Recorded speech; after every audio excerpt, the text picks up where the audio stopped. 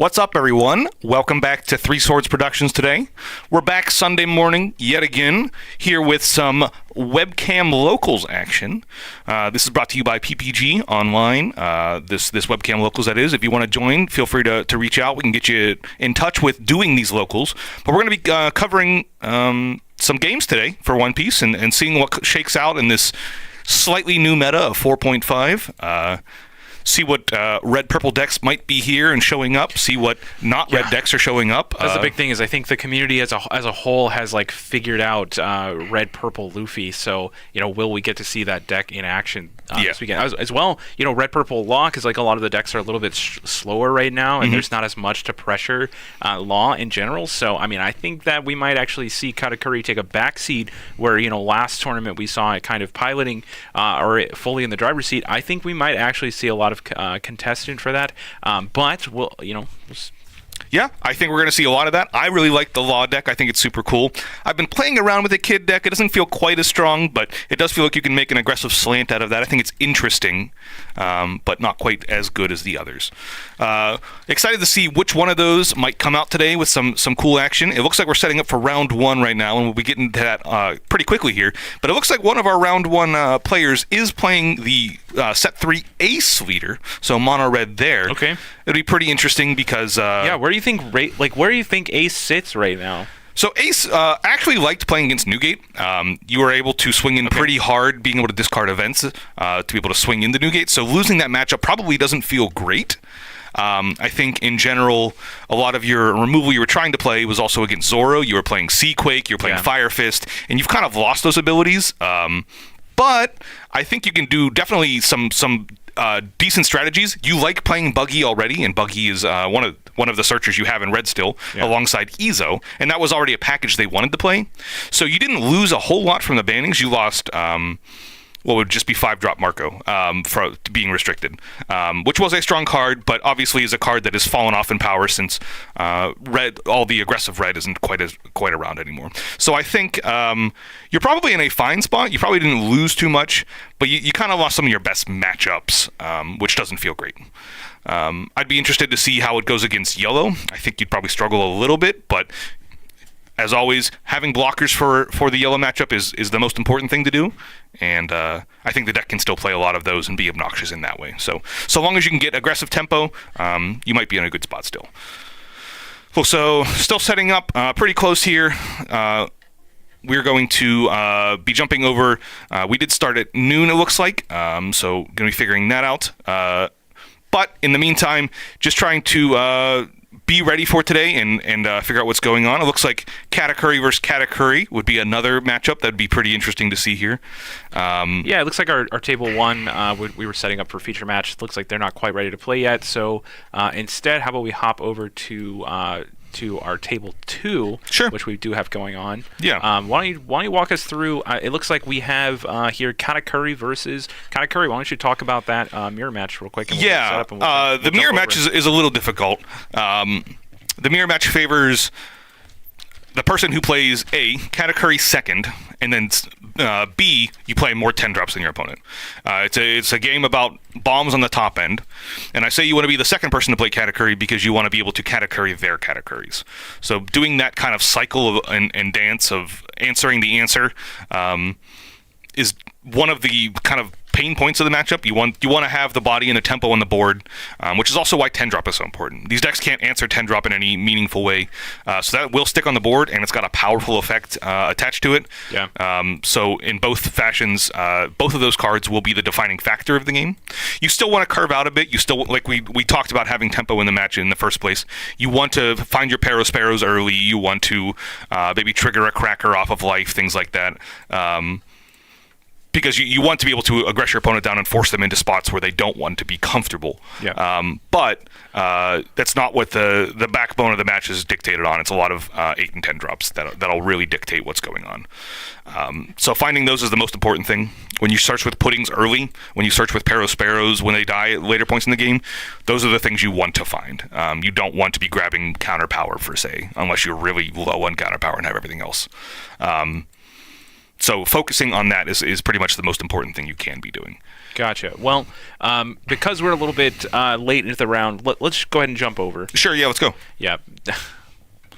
All right, so yeah, sorry about that, jumping in a little bit late here. One of the big issues was Table 1 wasn't quite ready when that was our feature match, but that's okay. Here we are. Katakuri versus Katakuri. I mean, the game has progressed. They still have a lot of life, but it looks like we're going to turn 4 here. Yep, 3 and 4 life is what it looks like the numbers are at. I'm sorry, going down to 2 there. Going down to 2, but triggering Sanji is very strong. Yeah, I mean, those relevant triggers are going to be like one massive thing for who. It's a decider point for who can take the win overall here. Yeah. Triggers like Sanji, it's going to be like basically impossible for Katakuri to really remove that unless you're providing like no real additional pressure. And from the other side here, being able to play out Randolphs and Parosparrows. Part of the Parosparrow was cut off, and I wanted to make sure it wasn't because of us or because of the Discord, but that just looks like fine. That's just where his camera is overall. But yeah, so like if you're not able to provide enough pressure, then your Katakuri suddenly become exposed, or sorry, your Sanjis become exposed to the Katakuri, and that is basically the only way that you can get rid of that. Now we do have access to Thunderbolt. It does come at a hefty cost, so there are small cute ways Katakuri can get rid of Sanji blockers, but you didn't really commit any resources to it. It didn't cost you like your whole turn or anything, so flipping those out of life are going to be the backbone of this matchup, really. Yep. Yeah, triggers definitely come down to being somewhat important. But I like where the Katakuri with the blue sleeves is positioned at this exact moment. Mm-hmm. You have 2 large bodies that are being able to pressure your opponent before 8 and 10 drops start coming down. So it will feel like the yellow player is forced to... The yellow sleeves player will be forced to... find an answer to those first, and being able to play Katakuri first means you can Katakuri their Katakuri. Yeah, we've actually got Reno on the top here, and we've got AO on the bottom. So, gotcha. Thank you. That is a good way to distinguish these players out right now. But that being said, revealing Strusen from the life here, and putting that on the bottom, I believe, or did he put it back on top? I actually didn't see. Okay, yeah, we were looking at the player names real quick, but that's okay. Deciding where you get to put that in this matchup is massive. Now, I think you probably want to put that card on the bottom so that you can, guarantee that their last life. You know exactly what it is, right? Like, it's unfortunate if it's a 2K, we know that, but it could certainly be worse with the Brûlé, the Capones, and the Sanjis. Certainly that last life could be worse for you. So knowing exactly what the last life is going to be is such a powerful advantage over most of the meta that I think just saying, all right, no, that's a 2K Strusen, that's fine, I know exactly where it is, and then we move on. So Randolph comes across for 7. You do have 2Ks in the Katakuri deck, but just 7K, is such a difficult number. Mm-hmm. Katakuri really struggles with card advantage because you are taking damage from your life. But unlike most decks where those are just cards drawn, those are net gains, for you have to discard an additional card every time you flip a trigger to put those onto the table. So your hand can be quite taxed already, and swinging 7K at Katakuri means they discard 2 cards. That gets progressively harder to deal with. Definitely. It looks like we had a lot of attacks coming in regardless that turn onto Reno. So we did discard out of one of those attacks already. But yeah, we also had to let the Randolph die as it was just a bit too much to commit to save that. It looks like we're going to be doing the swings back here. We took out the 2K Charlotte Pudding that was there. And this looks like an 8K that went to life towards Io there. And then tapping out for 9 with this, this looks like a Yamato. And that will not kill anything on this table because the attack did go towards life. Which means that that was just an unfortunate missequencing of events there. You'd prefer to play the Yamato. You can target the Sanji then and kill the Sanji. And still have everything you'd want to do, and then you can make the attack at life. So slight punish there for making the attack first, but sure. Hopefully it doesn't cost the game. Yeah, I mean we'll find out shortly, right? These players for sure. powering through these turns. Playing one bomb per turn really shortens the amount of options that you have, so we are going to see a little bit of an expedited gameplay here. The Yamato coming down, just looking really impressive too. Yeah, Yamato has been a nice mirror breaker of sorts when you get to these grindy turns. All right, so talking about grindy turn, oh wow, and we crit away a Sanji off of the life, it looks like. Yep. So that's beautiful. Like that's exactly what you want to see with your big moms coming down. So yeah, talking about these grindier turns, you know, and 10 drop, just going back and forth between 10 drops is going to really prolong this game. You know, it certainly is a Titan fight. You can see that, you know, Randolph comes down and then Perospero comes down the turn after. And we truly are playing 7K, 8K, 9, 9, 12. You know, This is a Titan fight, and those just heal 1, crit 1, those are swinging the game really hard. So it looks like we're coming in with 5K. That's usually an indication that 10 drop would be hitting the board if you're not equipping any Dawn to the category leader. Looks like we're discarding Sanji to get out of that one. Coming in 8K, I would assume at life still. And it looks like we're considering pitching 2 cards here. And that will be 2 Capone gangs for 2K each. I'm not sure if the bottom was Capone, is it?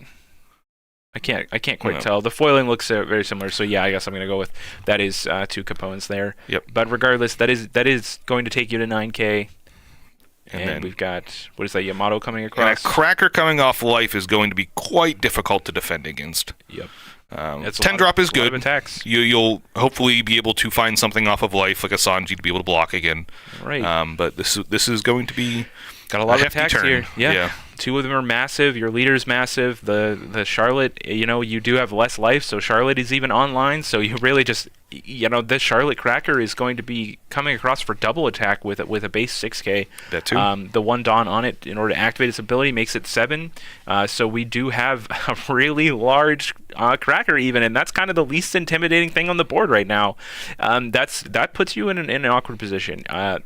Yeah, you don't have, unless you have blockers, which I think we know the bottom card is Streusen. Actually, he discarded Streusen, so I'm going to guess that he left that on top at that moment. That is the last card out of hand. I don't care for the discard there. I think you want to leave at least 1 card in hand in case you were to trigger Sanji off of your own life. Oh, you know what? I don't care for that 5K attack with the Cracker. I think we could have 7. I think we could have put a single Dawn on the Cracker, and that would have guaranteed deal 2 damage to the opponent, put them at 0. Yeah. Now, we kind of like, it doesn't matter overall because the game's over. Certainly, but yeah, that just didn't, it was like 1 Dawn investment to deal 2 damage there, and then you swing 7, then you swing 12, and then if you somehow haven't already won the game, then you just go all in with your leader. It looks like we did find a way to win the game though, regardless. So all right, but let's jump back over to us. Sure. All right. Yeah. So some category versus category action. It felt like slight misstepping from Reno there, as the Yamato wasn't able to kill the Sanji, which was something that was able to pressure back. But ultimately, I don't think it cost him the game. I think that you were just, unfortunately, a bit too slow, it felt like, almost. Okay. Your opponent was able to keep up with your tempo that you had the entire time and pressure you down. The Charlotte Pudding coming in for, the 2K Charlotte Pudding coming in for attack also seemed to be relevant. That was another card out of hand and a card you didn't have later on. But yeah, 10 drop kind of dictating that it was the king of the table and able to attack in through. So a bit unfortunate there, but sometimes that's how the yellow matchup goes. Also triggers off of life. The Cracker coming off of life was another attack you couldn't have really planned for. So another way that it was kind of dictated through triggers in life a bit, which is just how One Piece works sometimes. Looks like we're going to be getting together for another table here. Going to be jumping over to that pretty soon. Yeah, bear with me while I set that up real quick. We'll get some more action going here. But, as we jump into mid-game, we're going to be just trying to power out as many of these as we can throughout the day. We're here to view what's going on in the meta, get some ideas on what some people are playing, and figure out what's going on in these locals. This is kind of where it all happens, right? Like, these locals are exactly where players are finding the strategies that they've thought about do or don't work in a vacuum. And then, of course, when you go to a larger scale tournament, that's where you're really testing your ability to pilot those decks. But whether your deck is successful, whether your deck works or not, that's happening right here at this local level. And for that, we have Doflamingo versus Trafalgar Law. Bryant piloting, film Doflamingo and Guild Tessero here, and with a Sugar on board. I mean, this is a powerful board state already. Yeah, this is kind of the original purple-green Dofi that came out at the beginning of set 4. It's still a solid deck. It's still doing well. I mean, very recently we saw that this exact deck list was able to take down, I believe, a regional.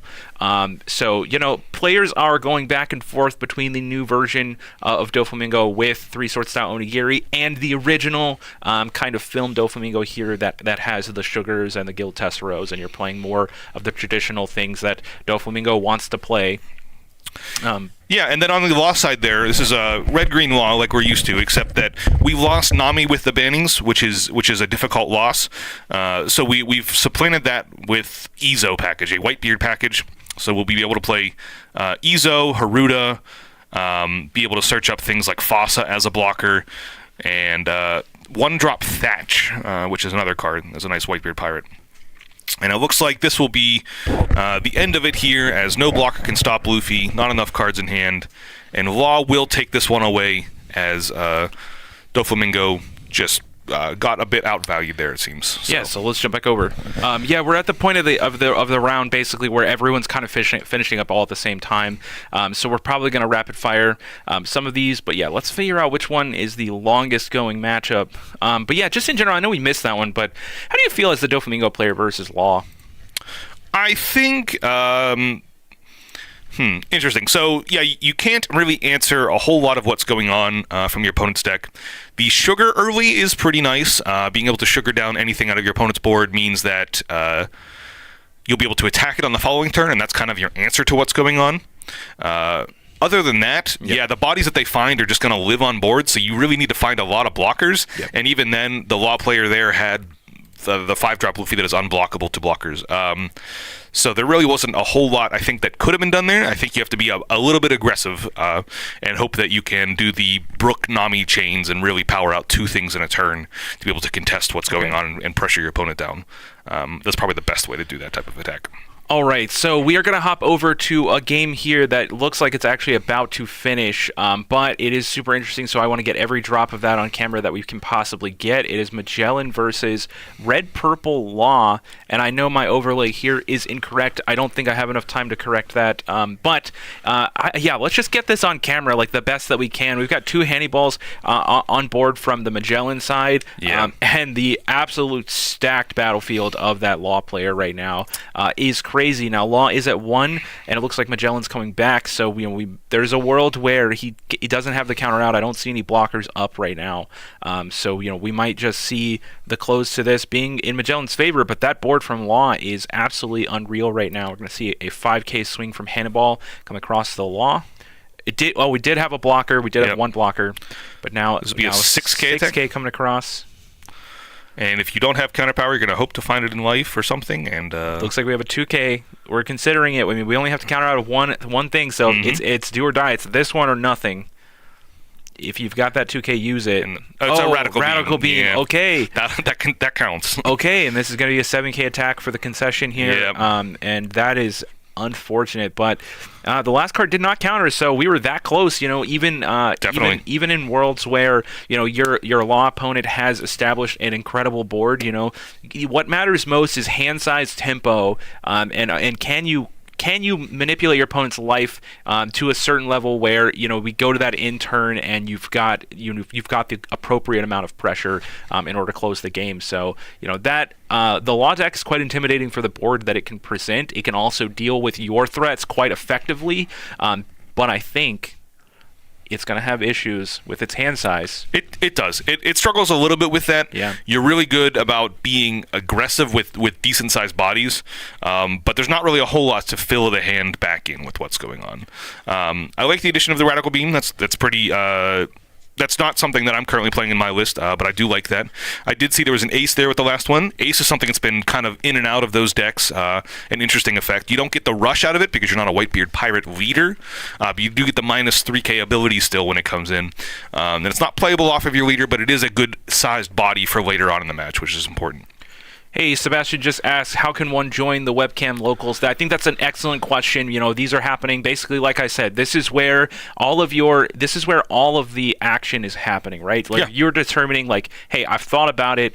Can Doflamingo take out Katakuri? Am I going to be able to use my deck to defeat other decks? And I think the local level is where you're testing those theories, where you're coming up with those ideas. And then, of course, the larger regionals or the treasure cups, those are where you're proving yourself as a player. For sure. But here, it's super important. How can you join these Webcam locals? I posted a link in the description. ppgeventmanagement.com/OnePiece Webcam locals is where you're going to be able to sign up for the action. It's a great way to play in tournaments if you're not able to travel to your local, or if you live in a region where maybe you're not, maybe you don't even have access to those locals. Of course, PPG will mail you your prizings, all your participation, anything that might come in that package, you're going to get that mailed to you. And yeah, the event cost is $10, and they do it almost every Sunday. Now, you might see a break in the Sundays if maybe PPG is hosting a larger tournament. Right. But often those are also online, and that's an even better way for you to chain those events together and maybe join in on an even bigger tournaments. So.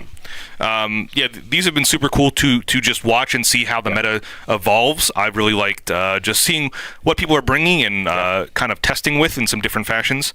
I'm not. I don't go to many of my own personal locals, so it's cool to see it here specifically, and really interact with the community in that way, and just kind of top-down view what's going on with One Piece as a whole in the meta. So I've liked that, especially here in set 4.5, where we're seeing these new red-purple leaders and seeing kind of what's being innovated.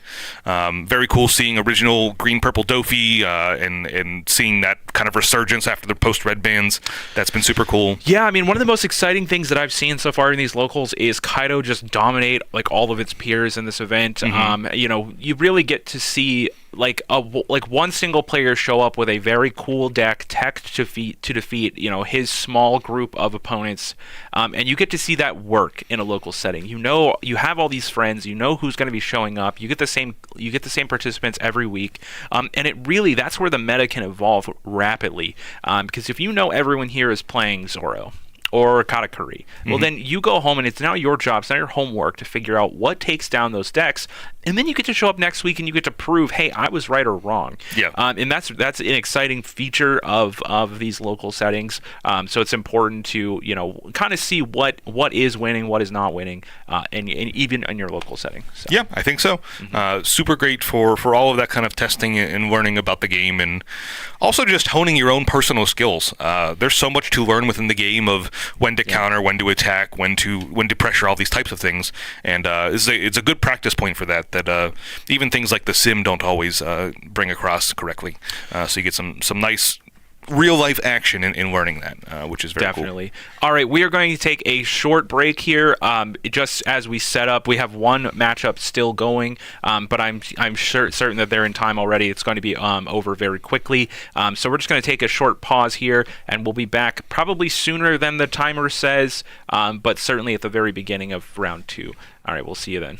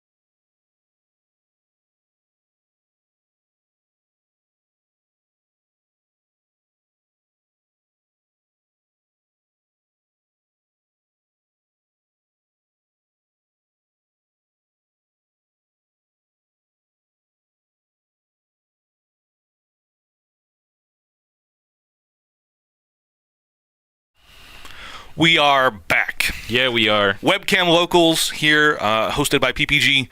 We are getting ready for our round 2 action here. We're jumping over to table 1, getting that all set up. But should be excited. This will be 2 1-0s currently. You know what we were missing last time? What's that? Let's go ahead. Let's turn our round counters back on.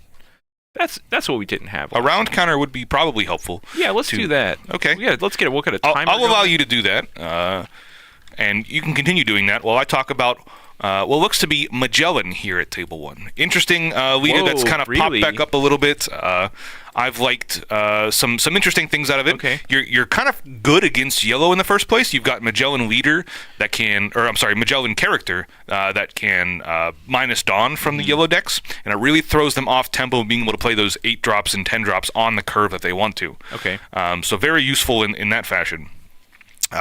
Also, with the use of the new 7-drop Kid character, you can play that to really buff your leader up to a larger number that is difficult to defend against. So I'd like to see both of those hit some action here, and it looks like we are going to be facing against a yellow Katakuri deck. So we'll see if what I'm saying comes true or whether I'm full of hot gas. Am I a hot gas guy? I don't know what you said, and basically by hearing what you finished that sentence with, I don't care. I don't care. Sounds good. No. So instead of that, how about we just hop over and we start watching the game? You're interested in some One Piece? I like One Piece. It's pretty Let's do that. That sounds great. All right. So we're in round 2 here with 33 minutes left in the round. Like you said, we do have Magellan versus Katakuri. Bear with us for a little bit. We've got a little bit of a misread on the Katakuri player's webcam, so it's going to be a little bit slow. Hopefully, it looks like it's evening out right now, so that's actually great. Great. So how do you feel about the Katakuri versus Magellan match? Well, like I said, I think Magellan is favored in general. You're a bit more aggressive, and you have a way to disrupt the Dawn out of the yellow deck. Yep. So I think both of those kind of favor what you have going on. Yeah. But it will come down to how you built the deck. You're going to have to be able to aggressive your opponent out if you're playing the Jailer Beast type package, and find the 5-drop Magellan to be able to negate the Dawn in the first place. And if you don't have that kind of package, I think you'll probably struggle a little bit because you'll be just a bit too slow. But I'd like to see how this is built and how we can get to that in the first place. Looks like both players are resolving their mulligans, set out their life, and looks like we are all ready to go here. So whoever performs their first Dawn, it looks like Magellan will be going first and passes. So no hand your ball in the first turn. Looks like yellow might do anything. Right, nope, so yeah, pass. we did miss our searchers on both ends here. Katakuri did not find pudding either. I think you're right, though. Basically, can you hit 5-cost Magellan, on curve, I think is massive in this matchup. For the exact reason that you stated, wanting to throw your opponent off of when they can 10-drop, when they can 8-drop, when they can 7-drop. Those things are critical, and it can make your opponent's hand just feel so clunky without being able to counter out. You are able to put up 6k bodies pretty easily, and those are going to attack your opponent very steadily. They get a heavy negative for trying to kill your characters. Looks like we have some latency issues going on with the webcam players, but that's okay. No worries. Heat comes down. That is a brand new card from the 3 captain starter deck. Very interesting. Dawn -1. It's going to let you discard a card and draw a card. No, Heat says whenever you Dawn -1 during your turn, you get plus 2k until the start of your next turn on Heat. So you get some nice ability there. I was thinking of the pitchfork character. Different, yeah. I'm thinking of the other character. Right. I don't remember what his name is, but yeah, I was thinking about the one with the pitchfork. But yeah. All right. So yeah, like I was saying, your ability to put 6k power on the table and swing is uncontested there. And with the new cards from starter deck 10, of course we're even better at that. Yeah. So looks like we are swinging in because we Dawn -1 by playing the Law there. Able to swing in with the 6k on the Heat and a 6k on the lead, which is a very powerful effect. Heat does retain the ability to the start of the next turn, so that ability is still active, which is very cool. Yeah, it's going to happen on both players' turns here, which is pretty cool. Yeah, definitely. The activation happens on your turn, but then that sticks until your next turn. So pretty cool. Looks like Katakuri will be attacking in here. Parosparrow's getting in for 6k. Oh, that's a very beautiful art for Parosparrow. It's very nice. I love that one. It looks like we are attacking likely the lead. And that will be the 2K. That was probably on the heat, I'm sorry. Pitch out a 1K there. It looks like we are attacking with the lead of Katakuri. This will be a 7K attack. We're going to look at our top life. And we're going to keep that on top. So it could be a relevant trigger, or it could just be a bomb for later. And we are pitching a 2K of the Shiki. And then looks like another Parasparrow has hit the table. Very nice there. And untapping for the Magellan player. So we were able to keep the board, but our opponent is playing a very strong tempo game with both of those Parasparrows. That's kind of what we want to avoid, but... Right, you're kind of leaning on the Katakuri to be like big bombs heavy, but these Parasparrows, and I believe, what is that, Sanji on the table? I think that is a 1-drop pudding on the table. Oh, okay. Just a really nice version of a pudding. Okay. I believe so. Yeah, well, your double Parasparrow there is definitely going to apply the pressure. Now, Heat is winning the race here, so I don't think you're quite concerned exactly, but, this could flip sour for you pretty easily. 7-drop comes down, 10-drop even, or, I guess even Katakuri tucking the Heat would be pretty fire, too.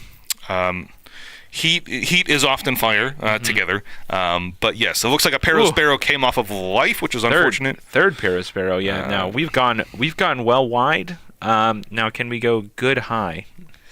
Definitely a question. It looks like Magellan is coming in for a total of 7. I'm gonna guess this is at life, and we're just trying to pressure our opponent at this point. We've lost a bit of tempo on the board, unfortunately, and I'm gonna guess that was.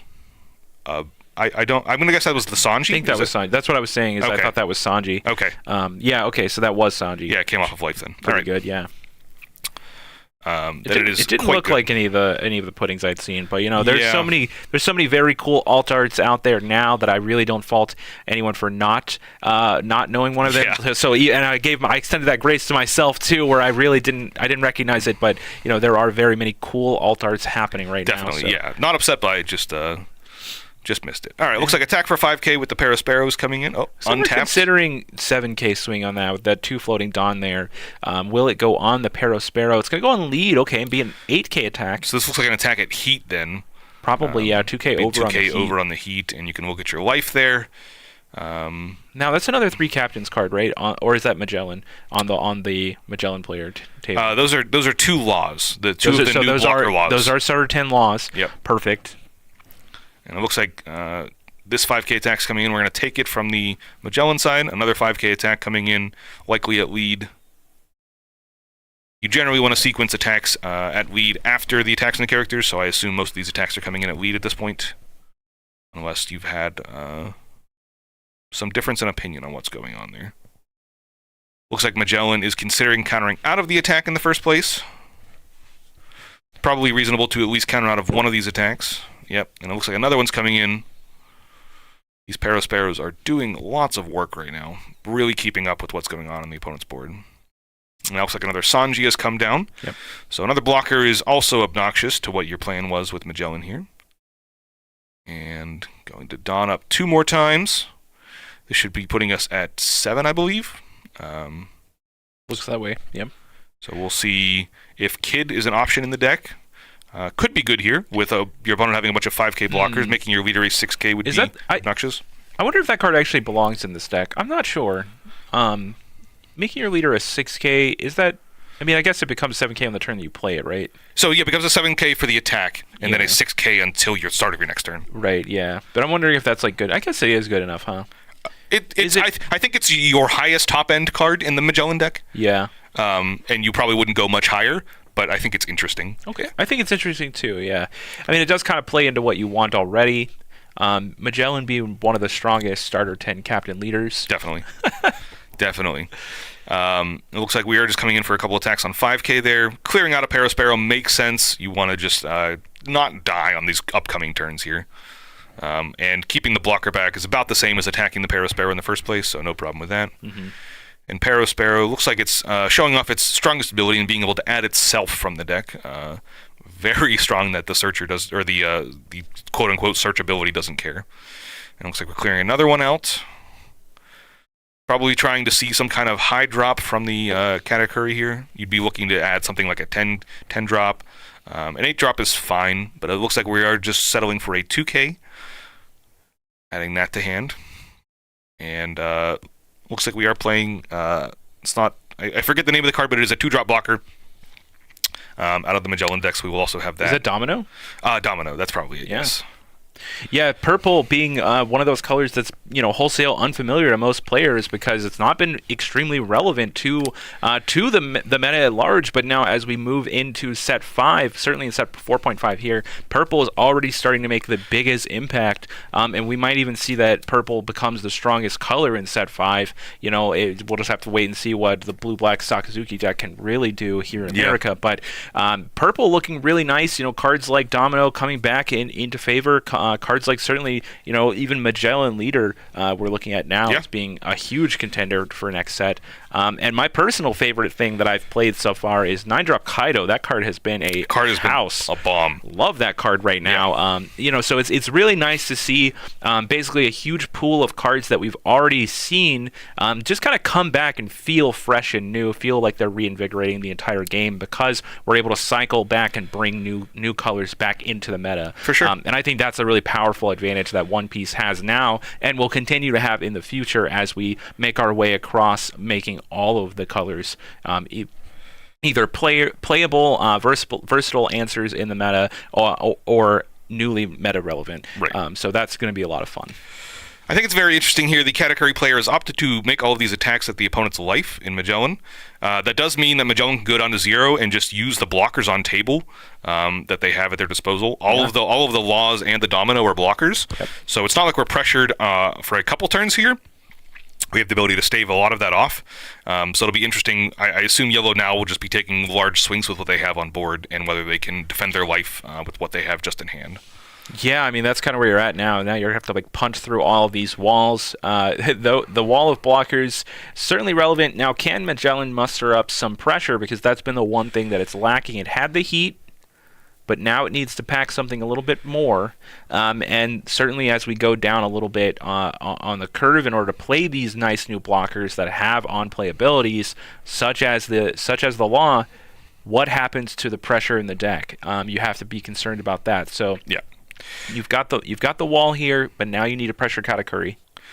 I assume most of Magellan's attacks will be going at the face at this point. You can clear the Paraspero, which is fine, but you need to make sure your opponent's getting down to at least 1 life this turn, as you need to be able to kill them within a turn or 2 here. You don't have a lot of time with the blockers. Yeah, picking up cards like A-Drop Katakuri there are going to be pretty powerful. These are going to be the things that swing the game back. Looks like we are discarding the 2K we saw previously. We are coming in with another Law there. So we're getting a little bit tense with the amount of blockers we have left up. If our opponent just has like a Thunderbolt and is able to kill the Domino, we'll be in a little bit of an awkward position. But if we could follow up with something like a Queen, like 5-drop Queen, that would be another blocker that would be quite obnoxious for the yellow deck to have to deal with. And it looks like we're considering an amount of Dawn here from the Magellan player. We still have a lead attack as well to be able to pressure our opponent down to hopefully to get that down to 1 life like we talked about. Yep. And it looks like maybe attacking for a total of 6 here, which I think is a fine number. You probably have 1 Dawn left over for what you're going to do for the turn, and you just want to make sure your opponent can't counter after the attack with the last card in their hand. So down to 1 there, and looks like maybe Queen in the Domino might be the play, or Queen into holding up Hell's Judgment of Hell. And Katakuri representing 2 cards in hand right now, so the 6K attack will be devastating. It's basically 2K, 2K out either way. I think it was very interesting and probably a good play from the Magellan player as well to hold off on playing the Queen. You could have played it first and gotten the ability on the leader there, but you want to make sure that Thunderbolt wouldn't be able to answer the Queen outright because you want to have that possibly in the future. Yep. So I think it's a fine play to just play around that in the first place. I mean, you've gone aggressive with your board, right? You've turned it all sideways, and you're now leaning on Domino. And we do know that Katakuri can snipe 1 single blocker out of the way. So, it was an incredibly heads-up play there to not leave yourself prone to a Thunderbolt trigger because you have to play around Katakuri, you have to play around Thunderbolt being in hand. Yep. So felt nice. Now if we see a second blocker here, then we may have just missed a damage, and that is another Domino. So it is possible that we just missed a damage there, or 1,000 power. It is possible. It's secondarily possible that we found that exclusively off of the Queen in the first place. That's true, actually. So it may be that we didn't know, but also with our opponent having 3 possible attacks, having 3 blockers feels safe enough. I think that we're decent here. Okay. Yeah, no, I can respect that. Certainly, if you get that blocker off of the queen, then that becomes priority number 1, is to put it on the table, because that's kind of the way that we're winning this game. We're playing a nice game of keep away from our opponent. Yeah. It was very interesting, too. We saw Magellan discarded the queen, and they discarded the 8-drop Promo Uda, which is a very interesting card for this deck to play. That's cool. I mean, it's kind of the same, along the same exact lines as the 7-drop. You're going to have access to, I believe it gives plus 2k, or is it just 1k? I think it's just 1k. But it's all of your characters. Correct. And your leader. Yes, I believe so. So it buffs your entire board, including your blocker queen, which makes that a 7k. Yeah. So pretty strong. So it's a very cool inclusion. That's a respectable number. Yeah, for sure. I think the biggest downside against that card is that it doesn't pitch for a counter power, which can sometimes feel difficult when you're Dawn minusing with this Magellan deck sometimes. From what I've seen, though, you're only playing 1 copy of that. And that's probably You're fair. playing 4 of the 7-drop and 1 Uda as the 5th copy, so that would make sense. You're not heavy on it. Yeah. I think I like that spread, actually. So that makes sense. Katakuri comes down, takes out the queen, I imagine. I would imagine. Oh, okay, we're targeting ourselves. That makes sense. Okay. As a way to heal here. Yeah, so you were able to attack and then put Sanji at the bottom of your own life, which is very strong. I don't know. Would you take out the queen here, or would you heal yourself by 1? I think our opponent has so many blockers that we're not killing them that last turn. No, but do you actually think that queen is going to be blocking? I think that queen is an attacker. I don't know. I think the biggest thing that's going to matter here is the quality of hand out of the category player. Yep. If you don't have a lot of counter power in hand, putting a Sanji at the bottom of a life does mean that you can turn those non-counterable cards into what would essentially be a blocker again. It's true. 1 extra blocker, yeah, that makes sense. But you did get rid of a blocker to begin with. Sure, so. Yeah, but the blocker was able to attack first, right? Okay. You were able to attack in and force your opponent to at least discard a card. Trying to take out one of the laws. That would make sense if he swung on the law. But yeah, I mean, it's tough, right? It's like just a tough situation. Very much so. Yeah, Magellan has played this with a lot of blockers and in a nice way, I think. So it's been obnoxious.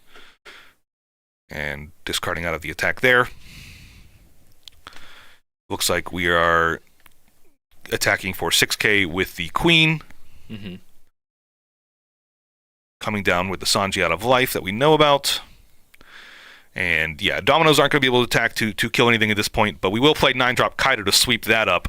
The bomb we were talking about in the 9-drop Kaido. Very cool to see that. All right, but that's going to do it for this round. We're going to take a quick break, and we will be right back in 5 minutes.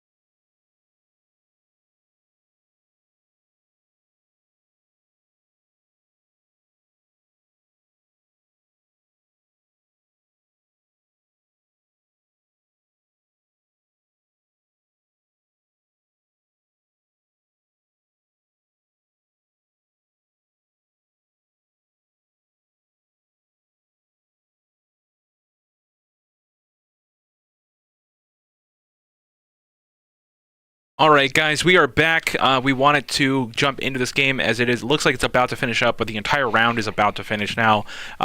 So we have Kaido versus Katakuri here. Kaido is at 1 life. Katakuri rocking out with 4 right now. So we are kind of in a bind here with a couple of, so it looks like 2 Big Moms and a Katakuri on the table. So, we've kind of got all of the action coming from the Katakuri side. Can Kaido even survive for the round? We do have 1 Higurashi and 1 Queen on the Kaido side. So we do have some blockers and we have that 1 life buffer. So we're just going to have to see what can happen.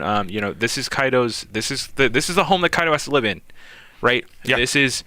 If Kaido can't survive these game states, it's really just going to struggle overall. So, this is a really tough situation. This is a bind, but it's exactly what Kaido has to overcome. Yeah. We saw 7-drop Linlin come down, and Kaido was forced with a position. You kind of want to heal your opponent, I think. I don't think you want to go down to 0 because then you really would be pressured by what's going on. You want to have a little bit of buffer and hope that you can just fade the... last 2 10-drops in the deck from the yellow side there, which I think they would have played regardless here. Looks like an attack for a total of 9k did come in. An attack with the 10-drop 12k comes in, and we will block with the blocker, and we're going to do it again, and then we can throw the queen in the way, and hope that we can finish out what our opponent has going on here. From the Kaido side, you have 2 decently sized attacks. You have to get through a Sanji still, which will be quite obnousous. Yeah, you do have to get through the Sanji. And you do have the Kaido leader ability to be able to drain for 1, which will be nice. But gonna need to find a way to get through what's going on in the first place, I think. Yeah, it's going to be tough. I mean, you have basically 3 damage that you can do, and then a 4th with your leader. But that still leaves 1, and there's a blocker there. So we're kind of in a bind here. And I don't think we're going to survive another turn. I mean, no. I also don't think it's... oh, my goodness. Yeah, Katakuri with 4 cards in hand at least there also. You really needed to have that last life, be able to keep through the turn, and then hope to be able to play something like 10-drop Kaido to clear the board, to then be able to really pressure your opponent. But as it is, that won't be enough because you will just lose to the leader attack instead. We played Kaido here on the channel the other night, like on Wednesday of this week, and honestly, this is this is what happened for me. It was exactly the same thing. You couldn't quite keep up with what your opponent was doing, so you felt like you're maybe a turn behind where you needed to be as far as tempo goes on the board. And looking at this board state, I mean, it kind of looks like that exact same thing happened. I mean, it's really difficult to keep the same level of pressure up as the 10-drop Big Mom. Right. And there's 2 of those on the table. Yeah, it's just a bit too much, unfortunately. You don't have an answer to those besides your own 10-drop, which is just a bit awkward. Interestingly enough, the previous turn we were at 1. That would have been an immaculate turn for the 10-drop Kaido coming down, clearing the board, and then being able to say, all right, I've got that 1 life buffer.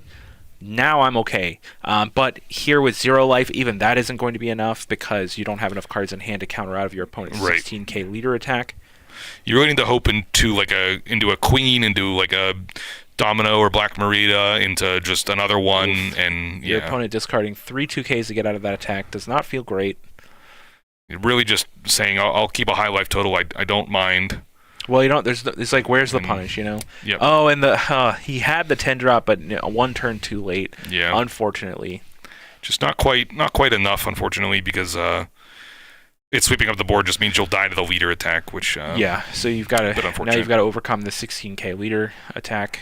You have but we did 4 or 5 cards in hand, but it's not enough. We did play it, which is cool. That card is powerful, especially against Katakuri. Like, this is the exact matchup that you said I want to play Kaido because I want to play 10-drop Kaido, and this is where you want to play it. This is the moment. But unfortunately, you didn't have it at the exact moment that you wanted it. Right. And here we're going to see the 16k attack come across. Yeah, just not enough. You can pitch out a couple times, or you have 3 cards. I'm sorry, that don't pitch. It looks like, or that do pitch. That do pitch. Yeah. The king does not, but the rest do. So, all right, let's hop back over to the casting booth. Yeah. So just a nice showing of that, but the Kaido player, we talked about this a little bit, but they're just a little bit behind. The Onigashima does catch you up to be able to play all your big drops, but it feels like the middling turns you're kind of being punished for playing that in the first place, which is unfortunate. I'd like to see that be a cool leader, because I think the leader effect is very interesting, and you get access to a lot of cool cards that no other deck does. And I think the blue-purple isn't even... I think it's a slightly worse version than just a mono blue or mono purple at this point. Well, so one of the issues that I remember Kaido having in set 1 was consistency. Yeah. You would often see like these really powerful sequences of turns, but you couldn't reliably do it over the course of like an 8 or 9 round event. Right. And it was just, sometimes you just have these hands of multiple Onigashimas and you're just kind of stuck. You don't have the like, yeah, King would be great here if I had it. Kaido would be great here if I had it. And that was kind of the story, you know, if I had it. Mm-hmm. Now in Blue-Purple, we've got access to the Who's Who that can search for Animal Kingdom cards. So you've actually got the searcher that you wanted in set 1, but unfortunately now it's in blue. And so you have less life, and it makes that it plays into that same thing of I don't quite have enough life to get through, right? And I have to have my answers even more on time than I did before because I have less of a buffer. So I think the deck gains some consistency, but unfortunately because it was a split color leader, you are a little bit more behind than you wanted to be. Definitely. And a solid ability on that leader. Just I don't think it quite carries enough to be able to overcome that. It's tough to kill things. Yeah, you are rewarded for destroying your opponent's characters. Unfortunately, it's actually kind of difficult to do that. Yeah, the best answers you want to play in the deck are blue cards that bottom deck things, playing Dracula Mihawk, playing Red Rock, playing 3000 Worlds. Yep. And all of those cards aren't killing a thing. Right, so yeah, you're left needing to attack down characters, just using the leader as the pressure tool, and that means you're not swinging your opponent's life. So the trade-offs are a little bit too high, I think. In order to effectively use your leader ability, you have to take too many turns off. It's so awkward. Like, I mean, I'm sure someone out there is going to figure it out, but just looking at that blue-purple deck, right. I don't know. And that's on the better side of things, right? Like, that's a blue-purple. Like, mono-purple is a very powerful deck. It's filled with powerful cards. 10-drop Kaido, one of the coolest things that they've printed into the game. Yep. Unfortunately, it's still inconsistent. So that's that one. But yeah, where are you? Let's see what else we have going on. I think table 6 here is about to finish up, so we can pop over there. You want to watch the last dregs here? Yeah, of course. Let's go. Of this one, let's go. Let's hop over. Let me get. All right, talk us into this. This looks like Katakuri mirror match again. Katakuri mirror match. That's definitely going to be one of the things in this meta you'll see often, as they're one of the tier 1 decks for sure. Yeah. So seeing the mirror match will be common. Like we talked about, finding the 10 drops and tempoing up to those is one of the most important things to do here. Probably being on the play is also somewhat nice because you can now curve out pretty well. You're not focused on even drops, and you get those first attacks in, which can buy you the initial tempo that you need in this matchup, I think. Looks like we're at 2 life versus 1 life, which is obviously favoring the person with 2 life. I don't need to say that. Well, I don't know, because it kind of goes back and forth, right? When you have like 10-drop fights, that 1 life becomes 2. You basically just spend a few turns swapping, and it becomes like, again, who has the relevant trigger in the deck. That's a Sanji kind of come down. So we're not going to see a 10-drop swing us back up to 2 life this turn, unfortunately. But double Sanji, I mean, that's almost the same thing, really. Sure. So we do have powerful. It's tough to say that was like a strong bomb or whatever, but it kind of was. Are we going to see Katakuri swing though? Looks like we passed the turn and did not swing with lead, which is probably a mistake. Well, I don't know. Maybe we're concerned about giving our opponent a relevant trigger. Possibly. Looks like Thunderbolt discarding Parasparrow. Or I'm sorry, Parasparrow discarding Thunderbolt. Yep. Sorry. We'll have to probably block both of these attacks, as won't be able to get out of them. Interesting to see no Dawn equipped to the leader attack there. I don't know if that means we're playing a 10-drop this turn, or what the action will be. But you could have attached an amount of Dawn to force that through. And it looks like we are playing another 10-drop to heal up, and just make sure that we're not dying on the crackback. It is almost impossible to die at this point. So we're just really shoring up the board and making sure it's in our favor. Oof, third 10-drop. Yeah. That's not what you want to see in the mirror match. And now you're so far behind you really can't even 10-drop back. Right. So you can't do the return serve you need. And That was, oh my goodness, the fourth 10 drop there, and 2 characters that would have summoned themselves.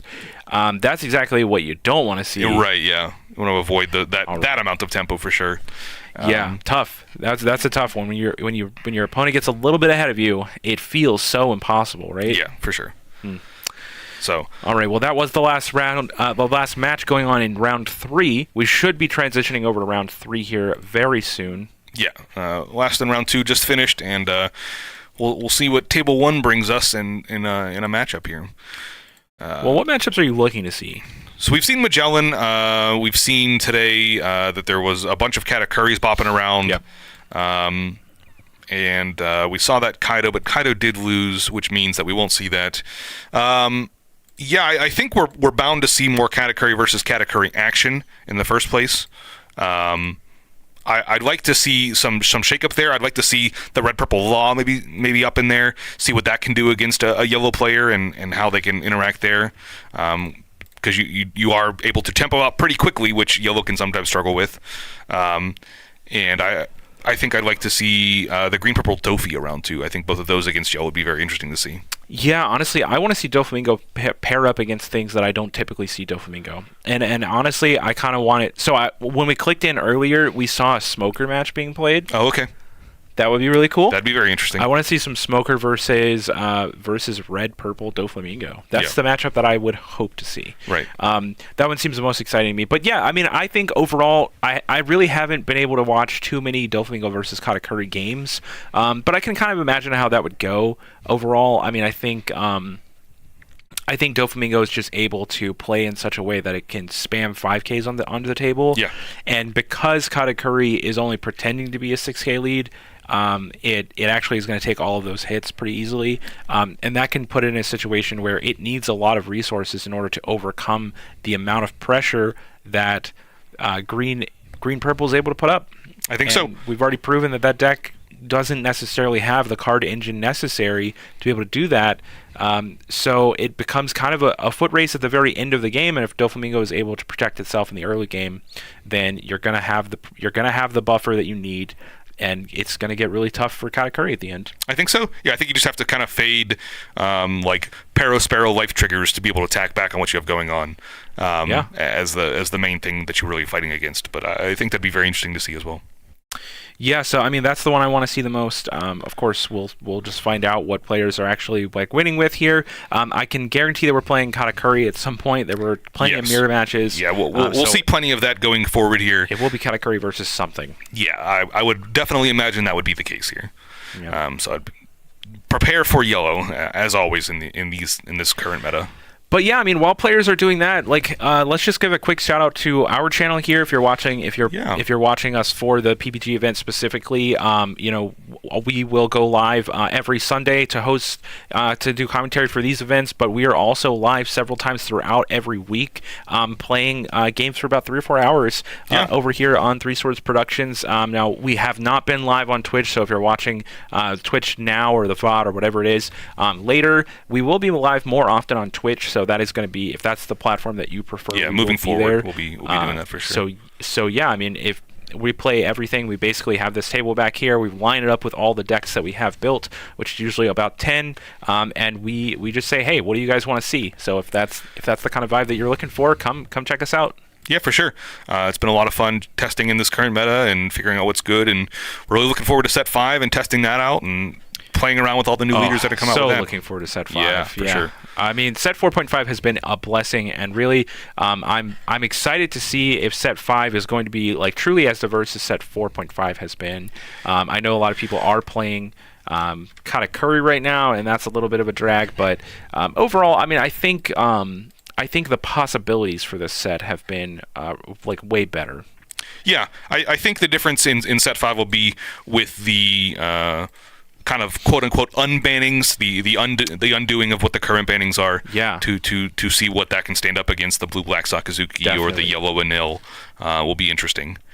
So it'll be interesting to see if those can actually still hang in the American meta, and whether that will be something we need to address later or not. And that'll be a difference between part of that too. 4.5. I mean, we don't. I guess we think we know kind of what bannings are happening. what unbannings are happening. Yeah. It was the most recent list is what they said they were going to be reverting. Right. But we did have the English One Piece website posted a bunch of deck lists, and in them included cards that were previously restricted. We saw 4 copies of Edward Newgate, Yes. 9-drop, as a deck list shared by Bandai. So now we have to wonder, was that a mistake? Or was that a little bit of foreshadowing? Maybe they meant that they're going to be lifting all bans and restricted. It would be very interesting to play a meta with all 4 Newgates again. All the Radical Beams back, all the Newgates out there. You know, we're going full Whitebeard package with all of our red decks again. What do we think? You know, will Enel be strong enough? Will Sakazuki be strong enough to take those things down? I don't know. It'd be very interesting to see for the red-purple Luffy specifically. That'll be a deck that gets strength from getting 4 Edward Newgates into the list. Yeah. Definitely very powerful for that deck specifically. So will red-purple Law be able to develop a foothold on the format? Law specifically, you think? Law, because bottom decking. So Law's ability to produce that pressure necessary in the early game has been really effective already in our testing. Will it be able to maybe reduce the power of those 9-drop Newgates down low enough to be able to tuck it on the bottom? I think so. You can roundtable to do that. So that is definitely an option. You can. So will we be able to funnel that into possibly? I think that deck would struggle against attacking up a lot. So if you have a Newgate ability to make yourself like an 8K lead, I think you would struggle to attack up pretty hard because most of your things are 5K specifically. So I think you'd have to play an awkward game of tempoing that. But yeah, roundtable is definitely an option to be able to easily answer Edward Newgates. Also, Red Rock being an option that we didn't see for a 4 Edward Newgate meta. Okay. So definitely an interesting option for that as well. Well, speaking of things that maybe we forgot or maybe we didn't see coming, what do you think about, I know we talked about what matchup we wanted to see on camera, but how about Ace versus Katakuri? Oh, yeah, we did see an Ace. We didn't get to quite view it in that first match, but we did see it setting up. And Ace against Katakuri is going to be very interesting. You're going to want to play an aggressive early game, which will probably be filled with Whitebeard package of vanillas. I would assume something like Speed Jill or Atmos would be coming out to try and pressure our opponent down, and then turning those events late game into ways to overcome our opponent's lifesteal. Yeah. I think would be the option there. Flame Emperor is a decent option in this matchup. If your opponent decides to play 8-drop Katakuri or 7-drop Lin, you're able to Flame Emperor that and swing in pretty large, which is also quite nice and something you'd hope to see in the matchup. Cards like Jet Pistol are still fine, still able to answer the 4-drops in Sanji and Cracker that you might see out of your opponent, but they do lose a bit of viability, I think, once you get towards the late game. So hoping to find other ways to deal with things is probably the option there. Okay, well, I'm just a big fan of Ace in general, so, of course, I tried to play that as much as possible when the card came out. I played it, at Gen Con. We have a co-star, Zach Weaver, who's on the stream with us quite often. Zach and I played Ace versus Smoker, I believe. Rob Lucci. Rob Lucci, yeah, for probably 15 hours over the course of Gen Con weekend. Yeah. So, it's a personal favorite of mine to play Ace. I think the bannings certainly hurt Ace, but probably not as much as every other red leader. I would agree. So now, we might actually see Ace be able to take down Katakuri. So, yeah, let's hop over. Let's jump. And a true Ace star he is with the playmat as well. True. Beautiful. All right, let's see. Looks like we're shuffling up. Ace has decided to take the mulligan. Katakuri will keep their hand. Yep, and set up for action there. It'll be interesting to see who goes first. I think as Ace, you want to go first and really buy the tempo to be able to attack first, which I think will be pretty good. And then from the Katakuri side, I think going either is fine with you. I think going second allows you to be able to even cost play Katakuris and 10-drop a bit quicker, and then going first means that you're not being attacked first, which you're also okay with. So I think both options I think you're all right with in this matchup. And then we'll just see what Ace can start with. You're probably going to see an Ezo with the first play, and we'll see if we're able to search up maybe a buggy to be able to grab the event side. And it will be a buggy. What event will we be grabbing? We're looking for guard points to be able to counter later, or are we looking for things like Flame Emperor, Fire Fist, Jet Pistol to be able to remove in the mid-game? And it looks like we are adding, I believe that was a Fire Fist. It could have been a Gum Gum. I'm unsure. I wasn't exactly able to tell by the quick flash there, but looks like Katakuri is going up to 2-Don. Will we see Charlotte Pudding as an option to come out and search for the future? And it looks like, yeah, that'll be the play here. Charlotte Pudding's going to look at the top 4 and add a Big Bomb or Sanji here. All right. Yeah, typically do we want to find 2Ks? You want to find your bombs? This player said, I want to find 10 drop. But is that the most ideal thing that you can be adding here? I think making sure that you have at least one is correct. I think you're going to need counterpower throughout the game, but yeah, I don't think you need a lot of top end in this matchup. I think you just need to be able to keep up with what your opponent is doing throughout the match here. Yeah, Ace is typically a deck that wants to have the game end with a lot of cards in deck, in hand still. So, they're going to be a little bit less aggressive on countering out. So you will be able to provide pressure for Ace, but Ace is going to be finishing the game with double attack. So it's something that you have to look out for. You have to say, am I going to take more damage than in this matchup than I would regular damage? Yeah, and we see Ace coming down with an aggressive play here. Being able to Makino pump up the buggy, which is a powerful effect. I think that's a 6k attack here, plus 1 Dawn makes it 7. And we're going to see Cracker come down and be able to just flood the board. So this is going to pressure both characters that are on the table right now. Makino, of course, getting hit by the pudding, and then now Cracker has the ability to swing on the buggy. Yeah, I mean this is kind of a swing back in the Katakuri's favor here. Yep, and it looks like another pudding coming out. We'll be able to search up more of what's going on in the deck.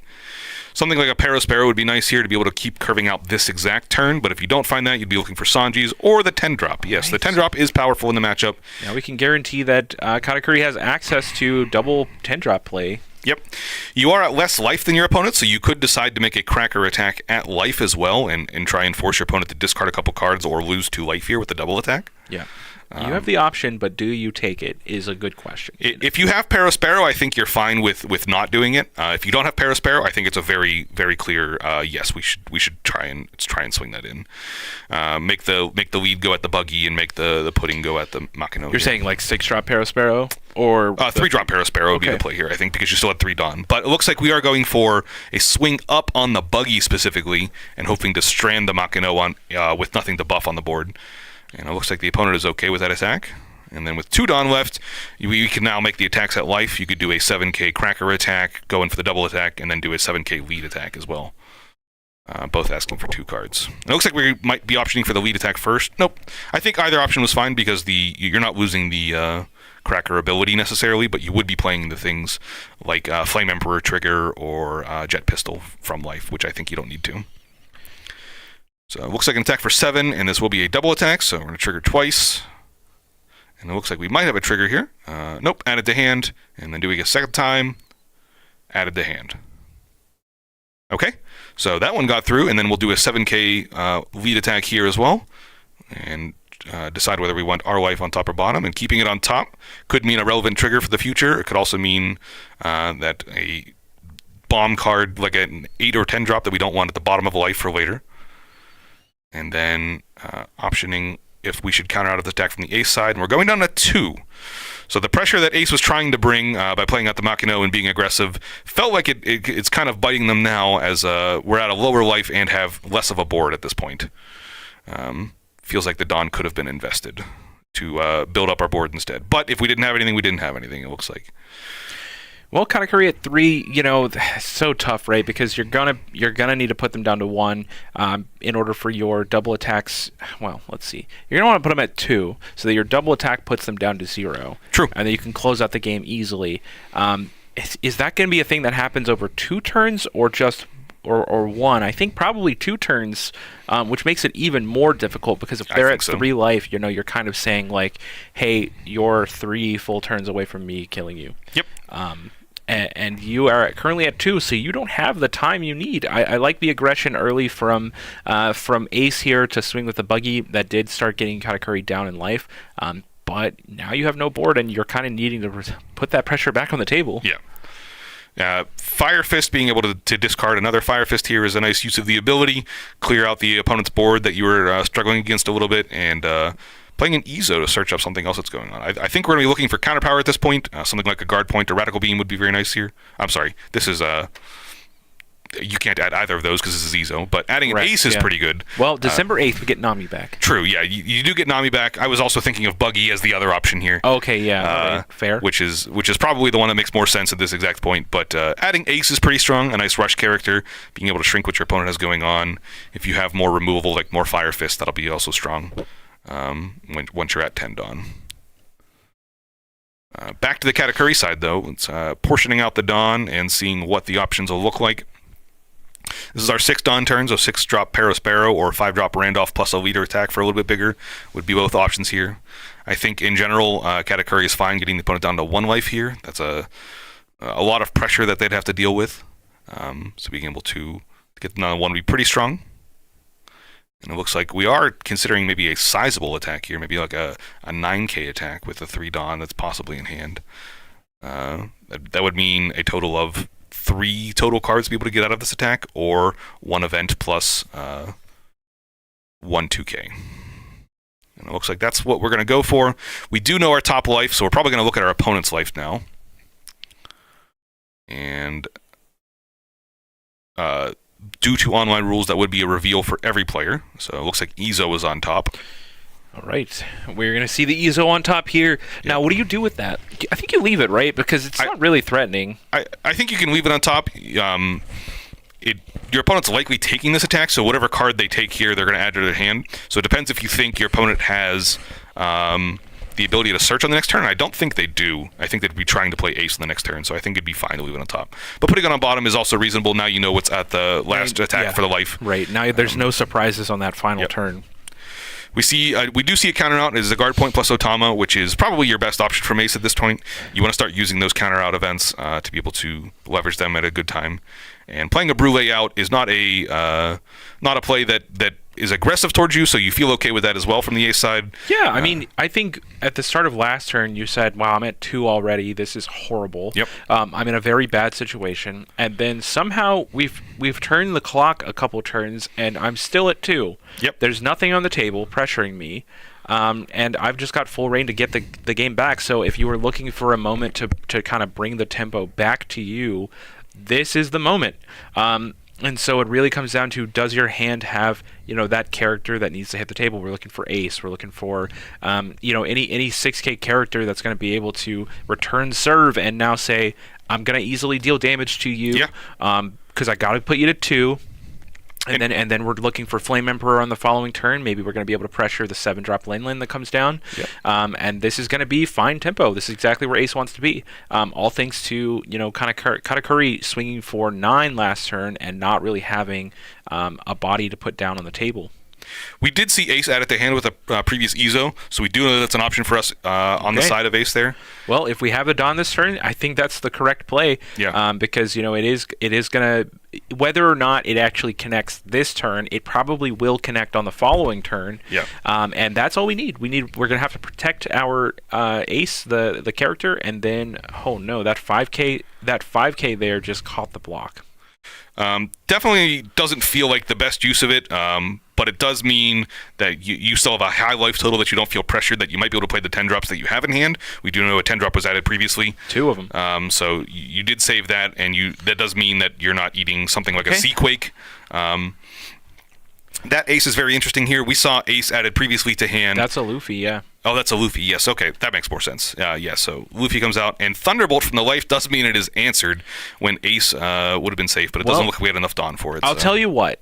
The Thunderbolt pressured it and got rid of it. But it dealt 1 damage, which is something that I did not think was going to happen this turn. Yeah.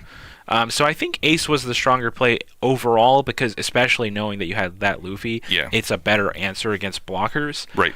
So I definitely would have played ace this turn.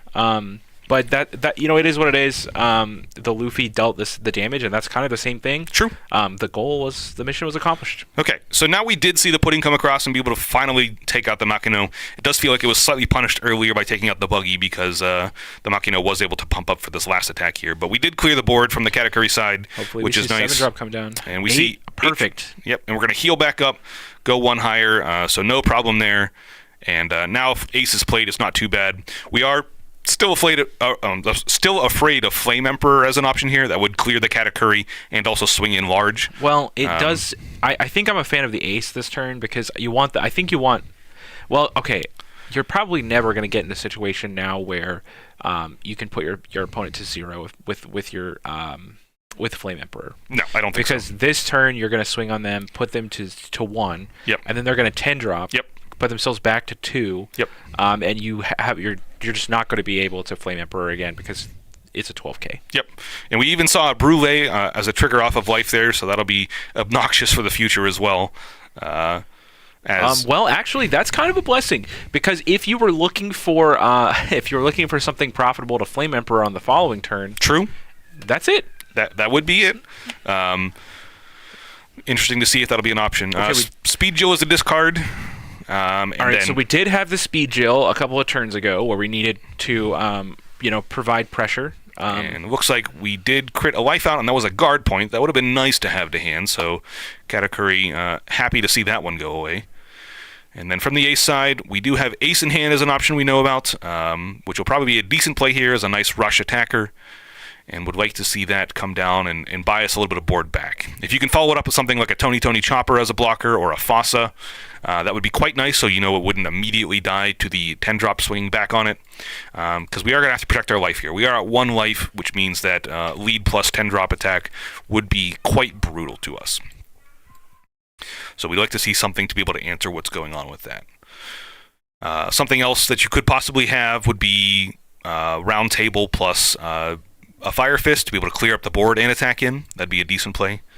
Would be 3 total cards in hand, but our name of the game is aggression and not value at this point. We need to be aggressive and get our opponent down to at least 1 life this turn to be able to feel comfortable to be able to kill them on future turns, I think.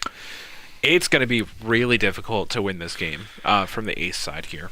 You're going to need a miracle. And I don't even know what that miracle is in the deck at this point. Possibly a slew of blockers. I mean, we know we play Fossa. We've got the ace in hand. Okay, Flame Emperor does come down, clears out the Brule, and here we are coming in for an attack again. That's going to be an attack for 9k here. With double attack, it's going to put your opponent down to 0, but unfortunately, they're going to 10 drop you again. Yep. Going to heal themselves back to 1, put you to 0, and you're going to have to counter out of it. There is a Parasparrow there as well, so that'll be another attack we'll have to get out of, which is quite obnoxious. If you were banking on a blocker, you don't have that, and ace does not counter. So yep. So we did have a lot of mid-game pressure, which possibly that should have come down on the table. But all right, let's flip back to us. Sure. Yeah, another thing is revealed from the hand, we did see 5-drop Marco as an option. That would have been, I think, a decent option to buy a little bit of board back on the previous turn, or on the turn that we just Flame Emperored there, and clear out the Brule, and you'd be able to discard the event for later on to be able to counter a little bit. But I don't think there's a whole lot of play there. Right, I think ultimately I don't mind the Flame Emperor that turn. I think what I would have wanted to see was, several turns back when we didn't really have the ability to put a lot of pressure on the table. Yeah. Now seeing the hand, it kind of looks like we did have that option. Maybe the turn that we Fire Fisted away the Charlotte Cracker plus something else. I think maybe we should have seen instead like Speed Jill come down. Sure. Or Marco come down. Yep. Or any combination of those things. And then we Fire Fist on the following turn. I know that pressures our life quite a lot. Yep. But I think you have to first establish a character and then start clearing board. It just gets so tough when you can't do that. Yeah, and I think we've seen today one of the ways to be able to answer Katakuri in the first place is I'm going to go to 0 life. You're not going to be able to 10-drop effectively against me, and then I'm going to use blockers to stay alive at the late game because you're not able to answer what's going on. So I feel like the ace deck would need something like that to be able to go on at the later stages there. Having the Fossas or Tony Choppers to be able to block would have been important. If you're not able to do that, yes, we need to kind of be aggressive. Maybe something like not having the Luffy come down and instead having Ace come down to be able to attack was another option as well. Having Speed Jill to make sure we have the tempo on board to be able to attack, both being important, I think, options that could have happened throughout the match that unfortunately didn't. Okay, well, this matchup that we're about to jump into is almost over, so let's go ahead and jump into it now. Sure. Ignore my overlays being incorrect, but it is a Red-Purple Law versus Red-Purple Law. Oh, very interesting. Yep. Now, our top player here, who is... he is at 2 life. 2 life there, and the bottom player is at 1 life, but it does have an ace out, which is a larger body than most of these law decks tend tend to see. And it looks like we are only on 4 Dawn from the top player side, which does mean our options are limited. Plus, we have 1 card in hand. So, yeah, we've really leveraged all of our resources onto the board specifically to be able to pressure our opponent down to 0 life. And we'll see if that can really save through on what's going to be this turn here. Ace swinging back does mean that it's an attack that will connect, so it will be quite obnoxious. And if we do opt to use our leader ability at some point here, that does mean that we won't be doing much else. So it looks like an attack for 7 with Beppo. Our opponent has more Dawn, so we will get 1 out. And we'll discard out, it looks like a Queen and a 2K. Reasonable. Attacking with the lead just being a 5K here. Our opponent is going to be forced to counter out of this attack. And it looks like the concession has been made. They did not have any more counter power to get out of that attack. If they were able to, you would have been also able to still use the leader ability and essentially not do anything except Dawn minus, but that would pump up the heat as well as another option to be able to swing in and try and kill your opponent. But, Yep, just not enough counter power out of the hand. Let's jump back over. All right. Being at 0 life against a deck that you have no blockers in, just too difficult for these Law decks. You want to be the aggressor, and if you're not doing that, then you feel like you're really falling behind. And I think that's one of the downsides of playing Ace in these decks. It is a larger body that you're able to pressure and use the minus ability to a good effect on, but that does mean you've added a total of 3 or so cards that aren't going to be able to counter out of your deck, which does feel punishing at times. Yeah, absolutely. All right, so we are finishing up at the tables here. Let me check one more thing to see if we have any more games that are, in a place for us to go watch. But we might just be taking a quick break here. Actually, tell you what, we've got the very last turns of a Katakuri versus Red Green Law. Yeah, let's jump over there. So let's jump into that. Yeah, this is the very last turns. Looks like Law does have a decent amount of blockers out at this point and a decent board, but the Katakuri player does have 4 life, which is just menacing. Basil Hawkins, this is not the premier matchup for Basil Hawkins, but can be useful if your opponent does flip things like Brule out of life or Sanji out of life. Definitely, yep. So trying to figure out what the option will be here. And we do have a sizable grip from the Law side, which does mean that we'll be able to hopefully leverage that into some decent sized attacks here again. Looks like player swapped out his unofficial Dawn for his official Dawn because he saw us streaming it. Don't worry, if you're watching the stream, this is a local tournament, so you can play whatever Dawn or proxies, well, not proxies, but you can play whatever Dawn you'd like here at a local. Like. Yeah, no problem with that. Certainly, I don't think any opponents are going to have any issues with that. But it is kind of funny to see that swap. Yeah, we appreciate it. Thank you very much. Coming back to the game, you're going to need to hopefully find something blocker-ish on the side of Law. You'd like to be able to finish the turn with like a Tony Chopper, or I'm sorry, a Capone Gang or a Fossa to be able to make sure that these 10 drops aren't going to connect and you don't have to use yours 5-drop blocker Laws in the way to mitigate those. But Izo will come down. We'll add some more counter power to hand, hopefully. Or find something like the Fossa to be able to block. Yeah, I think Fossas, Thatches, this kind of pressure, I proved, so on Wednesday night we played quite a bit of Law on stream as well, and I proved, well, first of all, I started by saying I'm probably bottom 5 Law players in the entire world, including people who've never played the game before. And I proved that on camera. I was quite bad. So my suggestions for what this player should be doing are probably the worst. Okay. But I did like the Thatch pickup. It's a bit of pressure that you can put behind your other characters, go a little bit faster, and do more against the Katakuri player, which you're going to need. They're at 4 life right now. You're going to need to pressure them quite a bit. Do I like this Basil Hawkins attack first? I don't think I do. No, I would have lead attacks first. You play around blockers that way, and if your opponent has Thunderbolt, you're losing the game regardless, so I don't think there's anything to worry about there. Looks like we do pitch out 2 2Ks there to get out of the attack. That takes you to 9. And I'm sorry, that was an attack at the 10 drop. That's why it's such a sizable attack. Okay, that makes some sense. Okay, then sure. Basil Hawkins can swing twice on it to make it obnoxious. That makes plenty of sense now. 100%. Yep. So now you're just clearing the board, and you've assured that one of these blocker Laws can stick around for an extra turn, which is very nice. Yeah, Basil Hawkins being an absolute house against decks like Katakuri, where you get to pressure their hand. I mean, we've kind of already said multiple times at this point, Katakuri doesn't have a ton of card draw engine. It's just basically life. So not attacking their life throughout the course of the game is going to put them down to 1, 2 cards in hand. now you can start swinging on 12Ks and actually feel confident that it's going to kill it. Yeah. And we see the third one come down, but of course we already had no life, so all this did was 10 Dawn to heal one.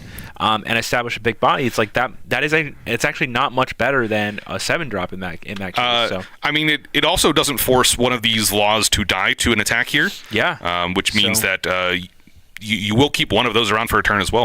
Yeah, you actually went through this turn seeing like, oh, wait a second, I get a lot more on my board than I thought I was going to get. Yeah. So you're very happy to see the 10-drop come down. In this case, you lose a single blocker law this turn, but that's it. It looks like we are going to go ahead and untap with Law here. Going to go up to our 10 Dawn and have one spot on board to be able to fill out here. Basil Hawkins untapping. We still have, it looks like 3 cards from the category players, so we could decide to go for the Basil Hawkins play again to be able to clear out one of these 10 drops. I think we will. I think we will do that, but we need to make sure that we're not running out of blockers. Yeah. So I think that's going to be an important feature here. Fossa comes down. Okay, all right, got that checked right there. Now, there is also a world where we get to swing with the Law here and then swing with the blocker Law, pick it up with our leader ability, and you get to just replay it for 5 if you'd like. Well, you couldn't pick it up with the leader ability. Oh, sorry. You could play for a total of 7. I see. For 7 Dawn, you could do that. You could do that. The play in doing that would mean that you're not Basil Hawkinsing this turn. That's true. So you're probably not going to be able to kill the 10 cost Linlin there, but you would get to replay your Ezo, which maybe there's just better ways. You'd also get to swing with your okay. So, I take it all back. That was a very cool play. Basil Hawkins attacked into the 10-drop. Opponent countered out with the 2K. Basil Hawkins untapped, attacked again for it, and then opponent felt like that was going to be a safe line. Unfortunately, we were able to switch out for the starter law to be able to untap it and try again, which it seems like the opponent was not able to prepare for. Hey, at some point with all these attacks, when do you just go face? When do you just say, I can't kill all the 10 drops? There's just too many. Since you can't kill your opponent, you do have to, I think, be able to block 2 attacks here. Are we sure you couldn't kill? That would have been... Are we sure about that your opponent can't die? Because you did have Law. You did have Starter Law, which is typically the one that untaps, or it's typically the one that provides lethal for you. We did see 2Ks pitched out, so that does mean... there was a number of counterpower. There was an amount of counterpower this turn. I don't think you're able to kill. Plus, if you were able to flip any Brules or Sanjis from life, that does mean that you're kind of negated on the attacks in general. So I think this line is fine. Because Basil Hawkins is still going to get to swing again. If the opponent decides to use the blocker on that specifically, right? Right, but you kind of put them in a situation where they need to. That would be the hope, but that's not necessary when you're at 4 life, right? That's true. You can kind of just say, I'm going to take this one. It's fine. All right. Well, it is difficult, but I feel like the starter law there was quite nice, and it is very nice. It's just we've had so many attacks go at these 10 drops now that it kind of feels like. Is that what was necessary? But you did die to it, so if you don't kill your opponent, you just do lose to it. It's tough. Yeah, you're definitely straddling life and death right now. But we do see the 12K attack in. Fossa should definitely jump in the way of that one, and then probably trying to do a sizable leader attack to make sure the blocker law has to be forced to block and die. Or if we have something even 8-drop category wouldn't be good enough here because you would use that ability and it would not be important. So yes, this is the correct attack. Large attack with the lead. I think we're kind of looking for some life. Thunderbolt. Yeah, Thunderbolt and life. Blockers are still fine. Basil Hawkins makes it awkward, obviously, but I think you're able to still play around with it enough that you'd be okay. And this blocker law probably just goes... One card in hand means that your 10-drop is very, very weak to Basil Hawkins attacks. It does. I'm not sure that play is a winning line at this point. I think you have to start considering the life totals, but it obviously could be strong. I mean, if last turn you said, hey, I can't break through, then this turn you're probably on a very similar line. It just comes down to how many blockers can I find out of my deck. I am Law, so I do get to search a lot. And if the answer is more than one, then I think you're happy with continuing to just pressure the board down. What are we going to do here, though? This is going to demand a block, but what happens when we get to just counter out of this attack? Yeah, so 1, 2, 3, 4, 5, 6, 7, 8 Dawn equipped. That does mean this is an attack for 14. Yep. You would need to pitch a lot of cards to be able to get out of that attack. Well, we are thinking about it. Well, and that is fair.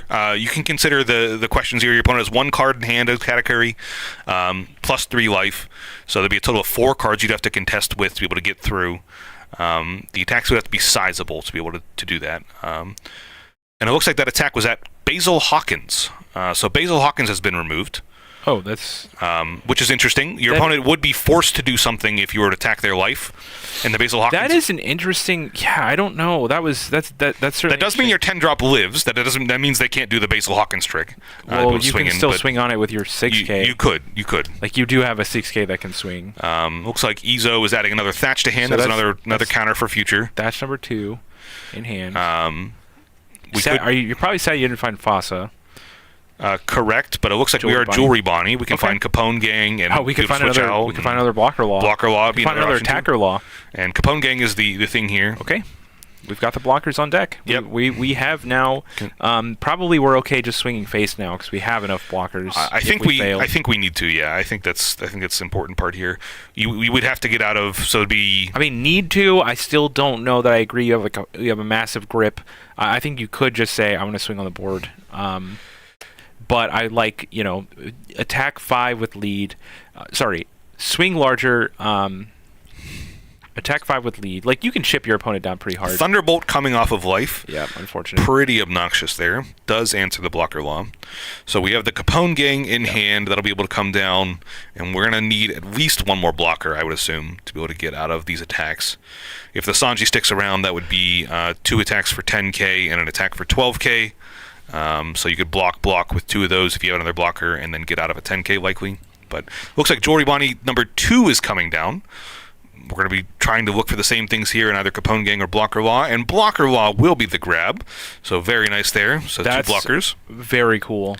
So yeah, we're going to get access to a very cheap second blocker. Yep. Be able to pick up our Ezo, put in the Blocker Law, pick up Jewelry Bonnie, and put in Capone. Yep, exactly. Very nice play there, and still be able to get a sizable leader attack. Not on the 10k, but just at life. I don't even know how sizable this really needs to be. It looks like this is an attack for 6 total. So you do have extra Dawn. I wonder what we're thinking we should put that extra Dawn towards. I'm going to guess it's going to be a Fossa replacing a Jewelry Bonnie would be the play if you're going to leave 2 Dawn back. All right, that makes sense to me. So 2 Dawn for the leader ability, it looks like. Lead, yep. Pick up the Ezo, put in the Blocker Law, pick up the Jewelry Bonnie, like you said, put in the Capone Gang. I'm sorry, that is a Zoro instead. So Zoro is going to try and rush in for an attack, maybe. Capone. And Capone replacing the Jewelry Bonnie there. Yeah, I think if we had Fossa, the play would still be pick up Ezo or pick up Jewelry Bonnie, put in Fossa, and then pay 1 Dawn for the Capone because it's cheaper that way by 1 Dawn. Yeah, we just didn't have the Fossa, it looks like. But we do have roughly 1 million D cards in hand from the Law side, so hope should be able to get out of one of these attacks for 10k if that's the option here. Attacking with... Well, I'll say last turn we really considered countering out a 14k in order to protect our Basil Hawkins. Right. So we have the counter power. And it looks like Thunderbolt was an answer there, using that last life. Okay. It feels like the Zoro might have been able to come in last turn and rush to be able to clear it. Possibly. But that would have still resulted in the same play. I'm sorry, it would have not resulted in the same play. It would have resulted in a problem if our opponent had a trigger in life. That would have been a character specifically. Yeah. But yeah, Thunderbolt coming down and clearing does mean we're going to have to get out of 2 of these attacks now, which is quite rough. Well, I think that's okay. You still have 1 blocker. Yep. Yeah, the blocker can be used on the 10-drop, and then you'll have 2 9k attacks coming in, it looks like, or a 5k plus 1 very large attack. There's a strong world where you can get out of that. Yeah, with about 10 cards in hand, that's probably reasonable. Yeah. We know 2 of them are Thatch. They're both 1ks. We were able to pick up Ezo and Jewelry Bonnie, which are 2 more 1ks. So we know a decent amount of the hand here, and it looks like we are just opting to go for 9k. It's going to be 9 and then 10. 9, then 10, then 12. Yep. Yeah. So I have to get out of the 9 and the 10. And the 10. Which I still think that we can do that, and we win the game pretty easily after this. So right. This is kind of counter out for lethal. 2k, 1k, 1k, 1k. Okay. All right. So that is 4 cards for that. We know 2 more cards in the hand of Well, we discarded both Thatches, and I think that was what we knew. Well, we know Izo and Jewelry Bunny because they were picked up from so the we've law got player. 2K power here. Counter 5 cards out. And it looks like 5 cards. That looks like that's a survive. I didn't see all the cards there 5, specifically. they're probably all 1Ks. Every single one is a 1K. That takes us to 11. Well, if it's 5 cards going, that'd be up to 10K, right? Yeah, there's probably just a 2K in there I'm missing. Yeah, okay. Yeah, that makes sense. And concession from the category side. Yeah, okay. Yeah, I probably just missed a card there is all. So, yeah. Good to cut back here to us. Well, yeah, we'll also look at how players report. I believe. So that was Kevin playing. So we're gonna look for Kevin's. Oh no, I'm sorry. That was. Yeah, the names are incorrect. This was the table overlay, 5. So let's see. That would be. First name ever. Okay, sure. The other player also being Kevin. Okay. So yeah, we'll look to see who, who won that one. There, but okay, interesting. Yeah. Yeah. Wow. I mean, for us to basically jump into that game and be like, well, this one's almost over, and then Law's just hanging on. 15 minutes later, we're still playing a full game. I mean, that's very cool. The power of Law, really. Right. Crazy conclusion there. So yeah, you get a little bit ahead of your opponent, and you were just able to crush. I mean, wow. Play a game and keep away with all your blockers. Definitely. And being able to provide enough pressure. Now, I don't know if I liked the put the Zoro into play, but I guess it didn't counter. If you don't have anything else, yeah, that's the thing that doesn't counter out of hand. So. But don't we have access to? We have 1 extra Dawn, and we have Jewelry Bonnies. Like, we probably could have looked for like a 2K or another blocker or something. We have Izo in hand also, so we definitely could have looked for. If the Jewelry Bonnie whiffs. So the Jewelry Bonnie in hand was an extra 1K. If the Jewelry Bonnie whiffs, we've now spent 1K to not have any more counter power in hand. Yeah. If it adds a 1K, we've replaced itself, but we don't. It just replaces itself, which is fine. Which might be fine, yeah. But you have plenty of things that miss. If you add Capone Gang, that doesn't counter. If you add Blocker Law, that doesn't counter. Right, but did we do the math to figure out that we need exactly every single one of these cards in our hand? With Thunderbolt, no, we probably didn't. With Thunderbolt, no. So it's just objectively, I think, a better play to like put the Izo on the table. Unless you're worried about Thunderbolt. But yeah, it goes back to, did we do exactly this math? Because I don't know. That's kind of tough, That's like difficult math. And I think at some point you could trade your 1K for a 2K, and then be even stronger, which is kind of where I'm at. True. But either way, we've got the Zoro on the table. That is an attacker for the following turn. So. All right, and with that, round 3 is finished. We're going to be going to round 4. We believe that this is going to be a 5-round event, so a little bit larger. Nice. We actually have quite a number of players here with us today. So that's pretty cool, pretty exciting. This cool. Local is going to go a little bit longer. Yeah, excited to see what cream of the crop will rise, whether it be a Katakuri day or whether we can find something else a little bit spicy to grab the top tables today. Looks like we are preparing for our next match and getting ready for that. Oh, an exciting one it's going to be. All right, so I'll let you talk us into this one while I get it set up. Sure. Get it set up for us here. Yeah, we can get set up. It looks like we're going to be seeing Katakuri versus the Red-Purple Law. So it'll be an interesting matchup to see whether the tempo that deck brings will be good enough against the yellow deck. I've seen many of these decks carry a large number of round tables in them also, which is a way for these law decks to be able to answer some of the large 10 drops, 8 drops, 7 drops that can come out of these decks, and be able to just bottom deck those and answer those out of the way. So we'll see if the aggression can stand up against the life gain that comes out of yellow, and if it's good enough in this current meta. I don't know if this is one of the lists we saw that are playing the aces. Those are also fine here in this matchup because you need some bigger bodies sometimes, and to be able to get over the hump of what your opponent can counter out of. So it'll be interesting to see if they can get those to good effect here as well. An interesting thing is you'll need to definitely attack before using your leader abilities, so that if things like Sanji come off, you'll be able to answer them efficiently. But heat kind of plays an awkward role in that because you want to do that before you're able to attack with heat. So we'll see if that tension comes down in this matchup to whether we have to do that versus not have to do that in the first place. Looks like players are shuffling up. We're getting close to being prepared here. Mulligans are being resolved. But yeah, this law deck I think has some interesting effects, and it'll be on the Katakuri player also to make sure that they're down below 7 cards in hand. Sorry about the pump. That's something that wasn't relevant before. All right, yeah, I think we're ready to switch over. But like you were saying, basically, Law has the ability to put a lot of pressure. So it's going to come down to Katakuri to figure out a way to survive. Yep. And as well as keep relevant characters on the board. I mean, like we're talking about a lot of what Katakuri does is rely on the scare tactics of 3-cost Perospero saying, like, hey, you don't want to attack me? Look, I'm just going to draw exactly the card I want to draw. So if you attack me, like, you're going to lose, right? And so you've got that consistent 5k pressure coming, like, from the Perospero every turn, which is usually good enough to carry the weight into the late game.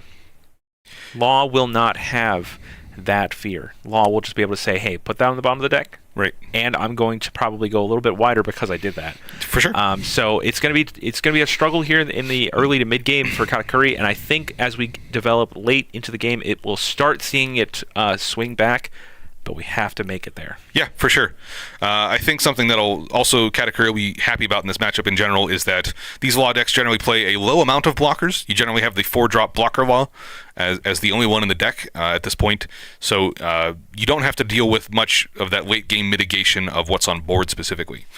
It looks like we do see Law play the 2-drop Jinbei as a nice aggressive attacker on these early turns. That'll be useful towards clearing our opponent's board. And nice to see that one show up in this deck. Not always an option for these, but for this one specifically, it's very nice.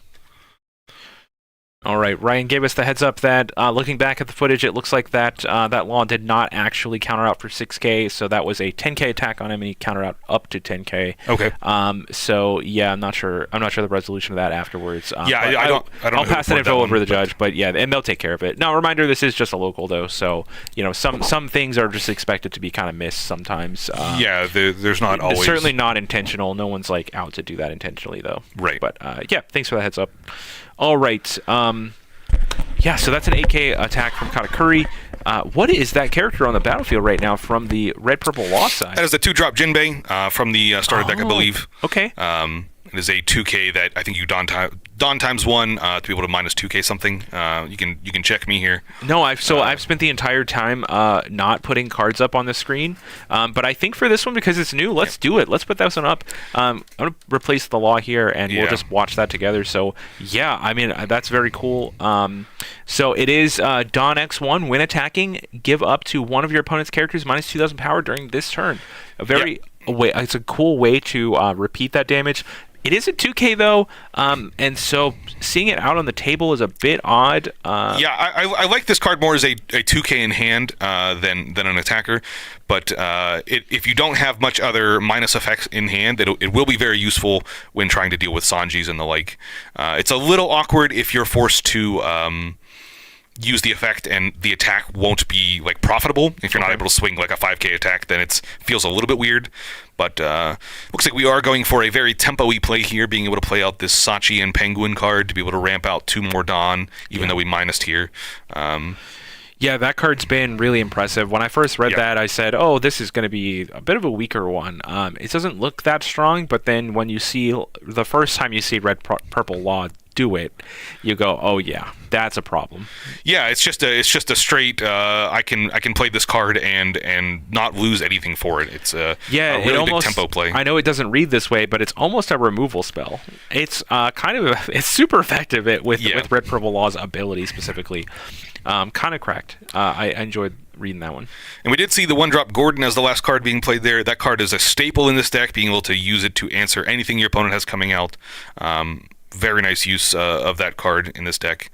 Looks like Thunderbolt will be used here, probably to clear out, the Sachi and Penguin as the biggest body on the table.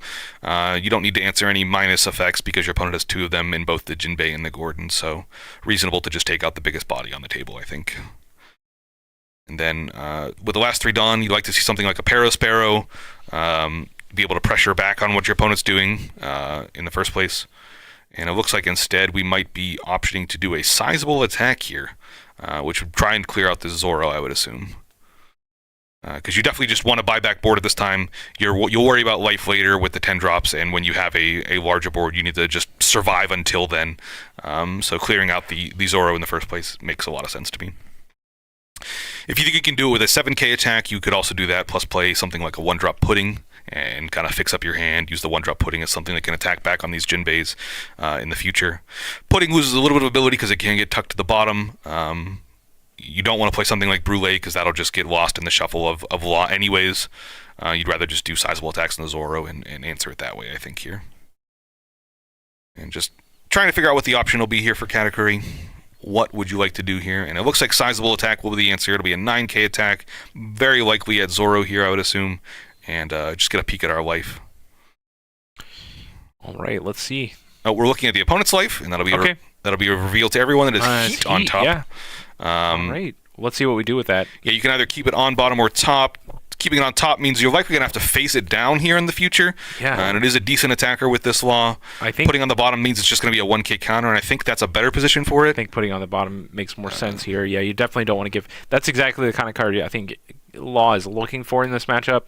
Yeah, and it looks like we are opting to keep that one on top for the category player. Okay. So just saying maybe we'll have a way to answer that here. It gets a lot easier to accept that damage when you know it's the card that you want it to be. True. And it looks like Zoro will fall to the 9k attack, which I think makes a lot of sense. And now your opponent's board has shrunk down, and they're not on a lot of resources on the Dawn because they had to lose a little bit of that last turn. So going up to 5 here.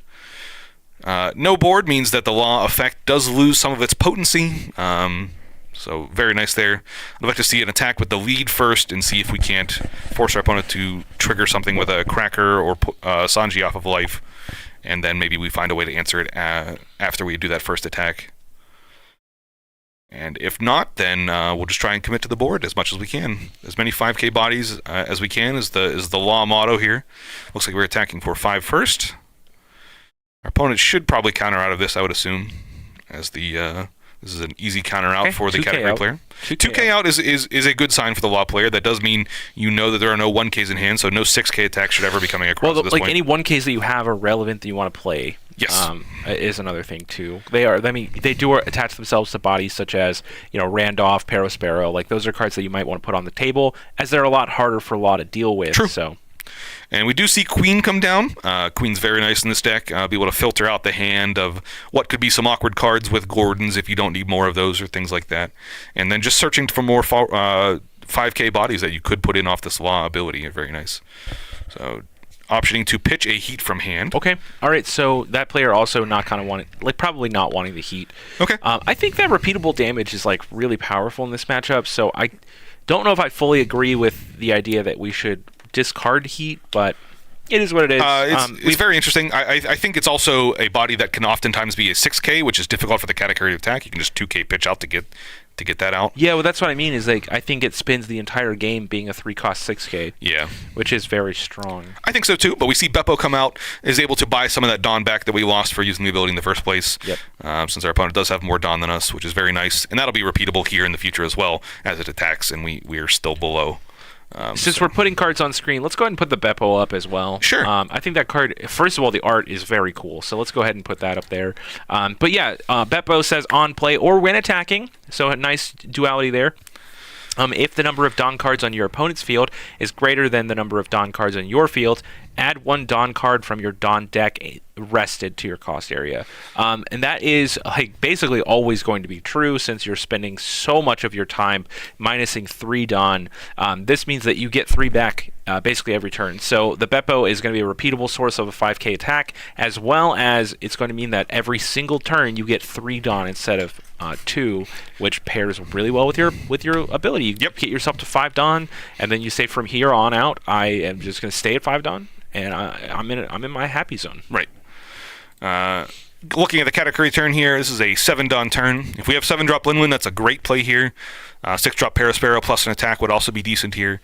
Trying to get a body that's going to be so sizable that it's going to be difficult for our opponent to deal with, I think would be the play here. Or at least if they are going to deal with it, they're going to use most of their resources on board to do that. Also, you don't want to attack for 5k with lead if possible, just because Queen is able to free block that. since it is a 6k blocker. So it looks like we are opting for the 7k attack here. Going to look at our top life now and force our opponent to figure out what to do with that. Looks like they are just going to take it, so Heat will be added to hand. That's a card we know about. So no problem with that, and you'll be able to use that on a good effect on a future turn here, hopefully. And it looks like we are going to play the 6-drop Sparrow. Great here. You can use Gordon plus Jinbei would get it down to a 3k, which is answerable, but the Jinbei would be attacking awkwardly into the opponent, and you would be using the Gordon, which having the Gordon on board just means you're threatening in the first place, so sometimes it's nice for the category player to just say, okay, that's off the table and I don't have to worry about it anymore. We've now forced you to answer it on our first thing we played, and now the second thing will be much better. Again, would like to see, I think the Leader Law and Beppo both attack here and force our opponent to find answers to those in the first place. If the Sanji does come out, if a Brule does come out, maybe we don't have to spend all of our resources in answering the 6-drop Sparrow and instead just answer something that came out this turn. Looks like we're counting what the Dawn should look like. It is a little bit awkward. You definitely want to use the Dawn before you're able to use the Law ability, so you don't just lose the 3- Dawn for no effect. So you can attack with it first and then use the -Dawn from those. And it looks like we are just going to opt for a Beppo attack first. This will be an attack 4/5. We'll get a rested Dawn out from the ability, since our opponent does have more Dawn than us. And figuring out what we counter out with here from the category sign. You definitely want to counter out from these 5k attacks as much as possible. And it looks like, oh, I'm sorry, we did take the life instead. Okay, so it looks like we're attacking for 3k with the Jinbei. Nothing to counter out from there, but we do -2k on the Sparrow, which is nice. We'll use the Gordon ability to give it another -3k. It looks like players are just figuring that out, and that'll make it down to a 3k, which means that the Law ability will be online for that effect. I would like to see probably another Dawn equipped if possible. So we saw the Jinbei give it -2k. Yep. Jinbei took it down to 6. Gordon takes it down to 3. Yep. And now we're in Law terms. Yep. Law will be able to use the answer on it. And we'll probably see the Heat come out of hand here to use up the rest of our Dawn before we use our Law ability. And it looks like the player is just optioning for that. Yep. And that is out. And now we'll use the effect of Law to be able to put that Sparrow on the bottom of the deck, and we'll be able to put something out of our hand. The Heat will get the buff still. It sees the -Dawn there, so shouldn't super matter since it's not attacking this turn, but it is a 6k for any relevance that's there for it. Yeah. And I don't think there's anything relevant right now. Yeah, against yellow, I don't think it generally will be, but no. in some instances it could be. Certainly, like against Vista cards like that. Yeah, it's pretty relevant. Now we're going to replace the Jinbei finally. Yep. That card being a very weak attacker, I'm actually surprised to see it's being very versatile in this matchup. I mean, it's a 2k sure, but just having the foresight to know that hey, my opponent's probably going to want to rely on Sparrows and Randolphs this game. I'm just going to go ahead and put this on the table early. They're never going to really pressure it, so it is just going to sit there for me while I have wasted Dawn. I think that was really smart, actually, looking forward into the game. I think it's been very useful there, as we really did negate what our opponent had on board, and we were able to really fill the board out this turn with the combination of Ulti putting in at page 1, which is very cool. Yeah, the ability for this deck to go wide with effects like that remind me so much of like the Film package. Yeah, the Brook Nami stuff. But the big thing is like Film doesn't have the ability to do that. Like Brook put in Nami. And also, one of them is a 6k and get rid of an opponent's Sparrow. Right. Massive. You know? So a lot of tempo being bought there.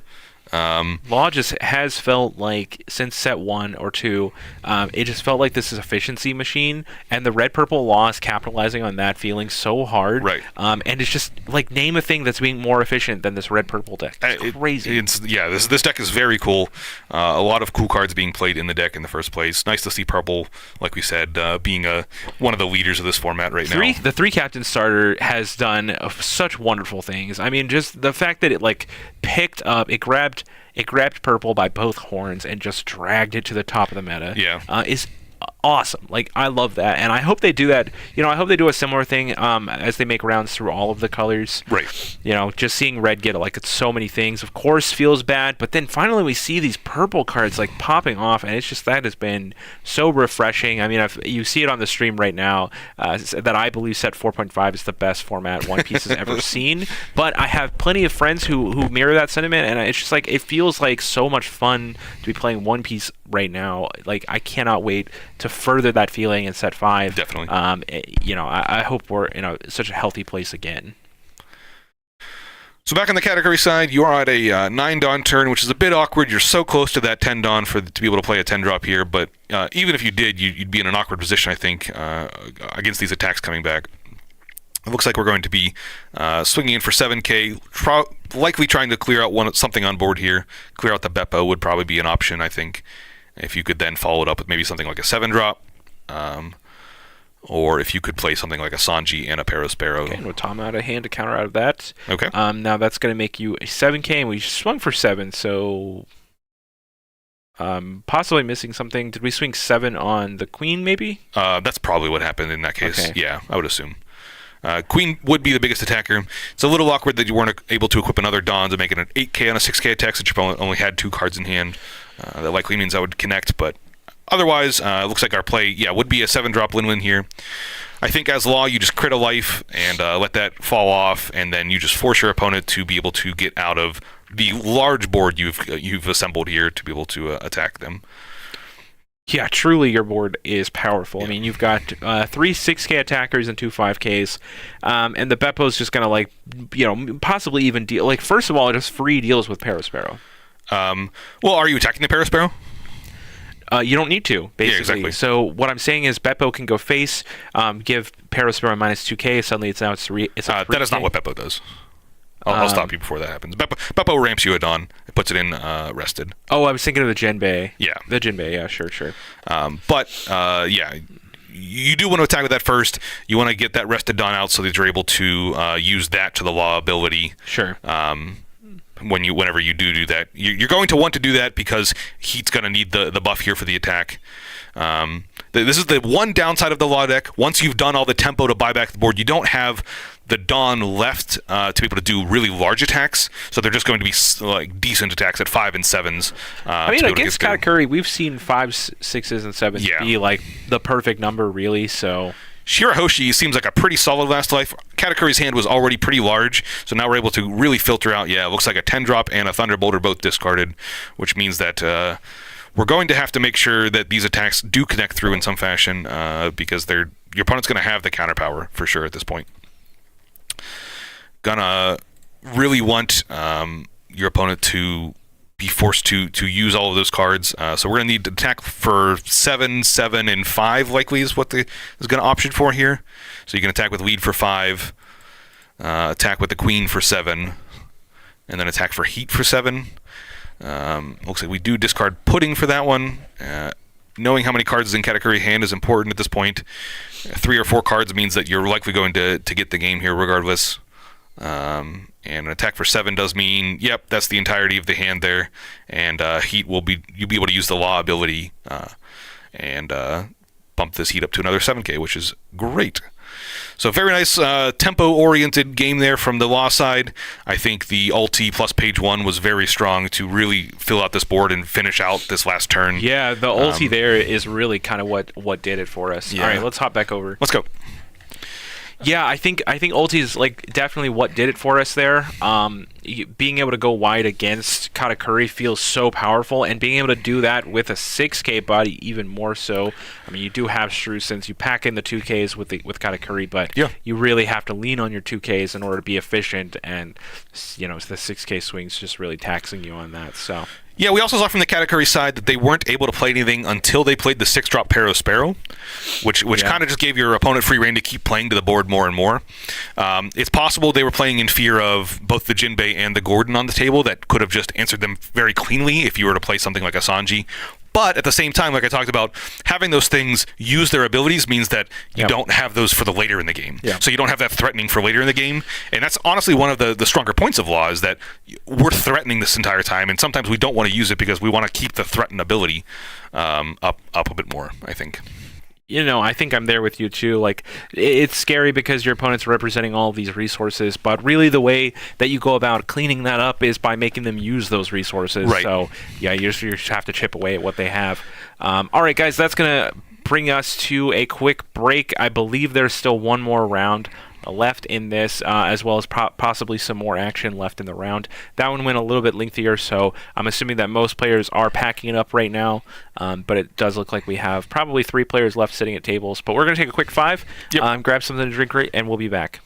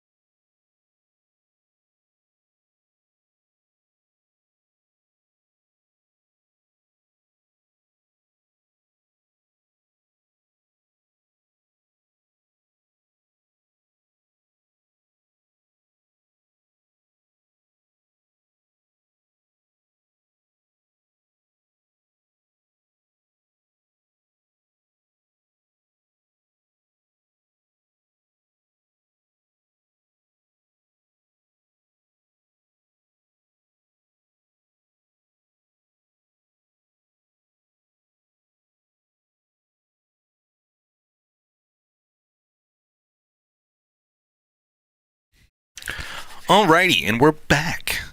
We're going to check to see if there's any more games going on here before we jump over to round 5. Round 5 will likely be our last round, but it is possible that we might have to go more, so we'll keep you abreast of that as we learn more about what's going on. Keep you what of that? Abreast of the situation? Oh. Okay.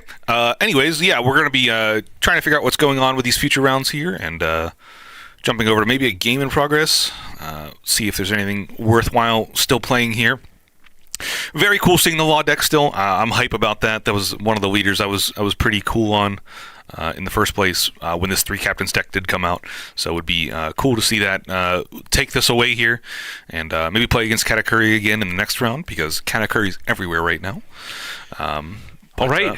Game in action. Sure, yeah. Let's see what we got going on here. It looks like is that a Z? It looks like Zephyr.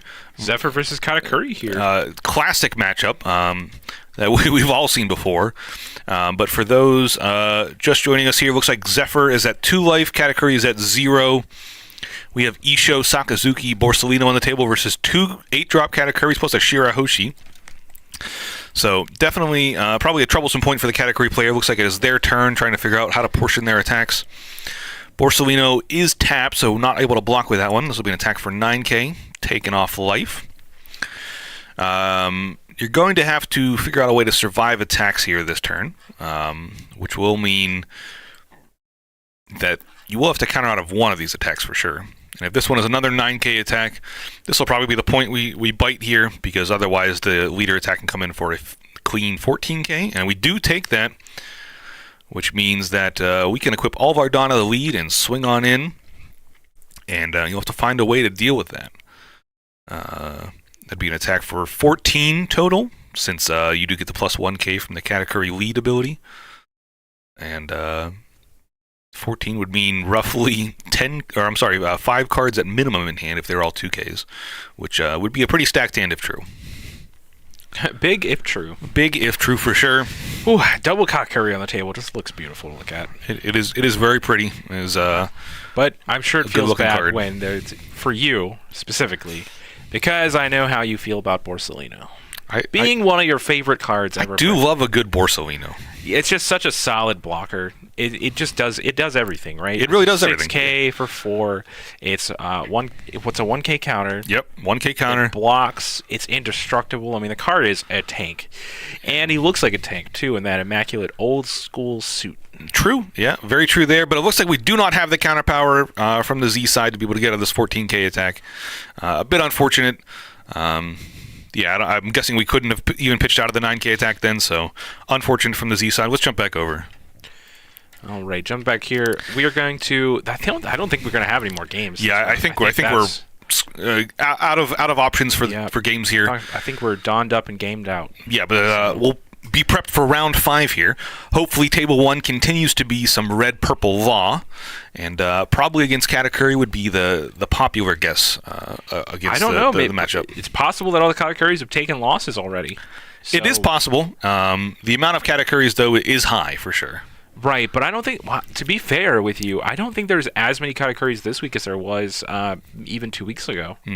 So I think players maybe they're getting tired of it. Maybe they're understanding like how to play around it better. Yeah. At this stage exactly. Whatever it is, I mean, players are they're adapting, and of course we're about to go to a set 5 here in about a week or two. But I think players are adapting, and the format set 4.5 has been so much fun. I think players are adapting really well. They're learning.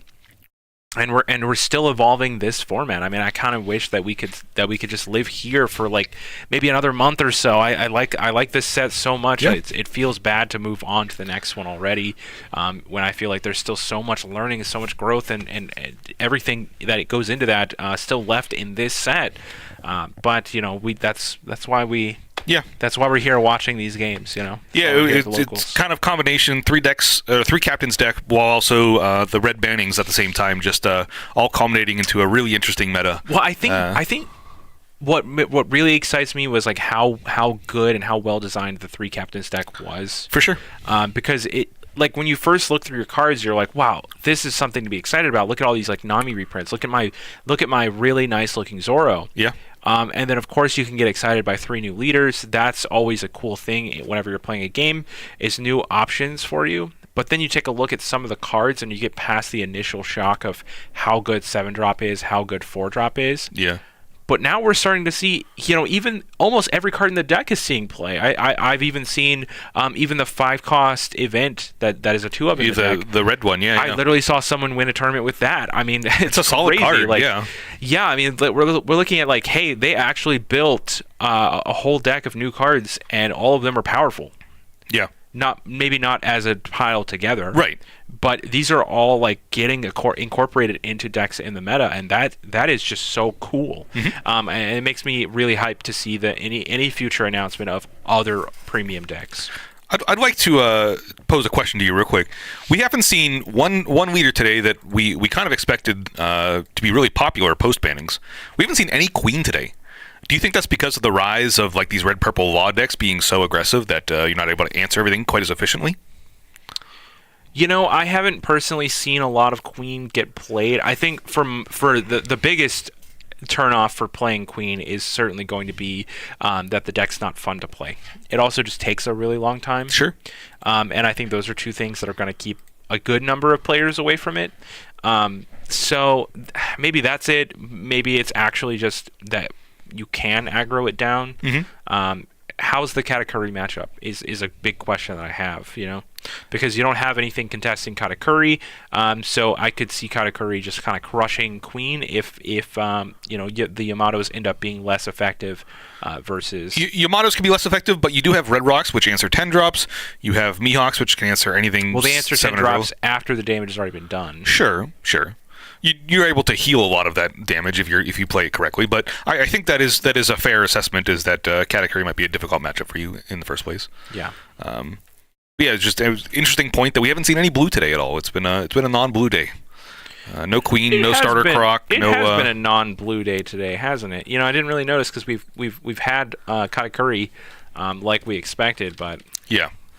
Looks like we are going to be seeing red-purple law on table 1 here, but it's not against Katakuri. It's not against Katakuri. It's against Magellan. Yes. Oh my gosh! All right, go ahead. No, you're fine. It'll be the Magellan we saw earlier, I believe, here in that deck, playing 8-drop Uda, playing. We saw 4-drop blocker laws on the table with a Queen, with the dominoes, and just playing a really blocker-heavy list to be able to stop what the opponent was going on. And Heat is another card. So Heat in both of these decks, and we'll see which one is able to really out-tempo what's going on. I think in general, the Law deck will be slightly favored, ever so slightly, because they're playing a similar role, but the Law deck will be more efficient with what they're doing. But Magellan will be able to attack larger in the later game, so if they're able to survive that and have all the blockers that the Law player is not able to have, then they might be able to weather the onslaught of 5k attacks. Well, with that being said, I have one more piece of information to update on the overlay here, and then we are ready to get into it. Are you ready to start watching some incredible I'm excited. finals gameplay? This is going to be a great match, I think. I think this is going to be a lot of fun. Yeah. I mean, just so much fun here. We're going to see some non-traditional cards getting thrown at each other. All right, let's go. All right. Cool. It looks like players are resolving their mulligans. Magellan has kept their first one here, and then the red-purple law is deciding whether this is good enough, and it looks like it is. Hopefully have a lot of 4-Dawn 5k bodies to be able to plop out onto the table here. Figure out who goes first, and it looks like Magellan will be going first. Do you lead with Hannibal? And it looks like we do. So now we'll be able to search up one of those, Impel Down? Is that what they are? Impel Down, yeah. Yeah. Yep. So. And now Kelvin and Steven are both undefeated. They are the last 2 undefeateds for us. So this will, in fact, be the last round of this event. Good to know. So this is the championship match there. It looks like we did add, I believe it is an alt art 5-drop Magellan to the hand. So very cool to see that alt art is very nice. And looks like we're going to be opting on this turn here for Law. What do we have to play? 2 drops are a little bit awkward in the deck. You don't play too many of them. You could play Jinbei, but I don't think this is a particular great match for it. You're going to definitely feel like you're going to need the 2K at some point, so it would be interesting to see if that's played. I don't think you want to play Jinbei here. This might be just, if you have searchers, you play it. If you don't, you kind of just pass. I'm not sure the deck plays any searchers. The deck does not play searchers. You could play like one-drop Film Gordon as like an investment for the future. That's always a fine play. And your opponent's not really going to be answering it quite yet. Okay, Brook is a little cool here. Now, you can't swing, so you just got to Brook. Yeah, but you do have a body on the table that's a decent attacker for the future. 3K that's possibly usable. I don't know. It kind of feels like that's just a 2K. Yeah, it does feel like that's just a 2K most of the time here. Doesn't feel like the law deck struggles to have a lot of Dawn left over on their turns. So attacking for 5K with Brook feels like it'll sometimes be impossible. But you are able to attack back on the Hannibal if it did get rowdy, and it looks like it is getting rowdy. Kind of interesting for it to get so loud with the Brook on the table, really. Yeah, I think you could have done a leader attack for a larger number and done a pretty similar interaction here.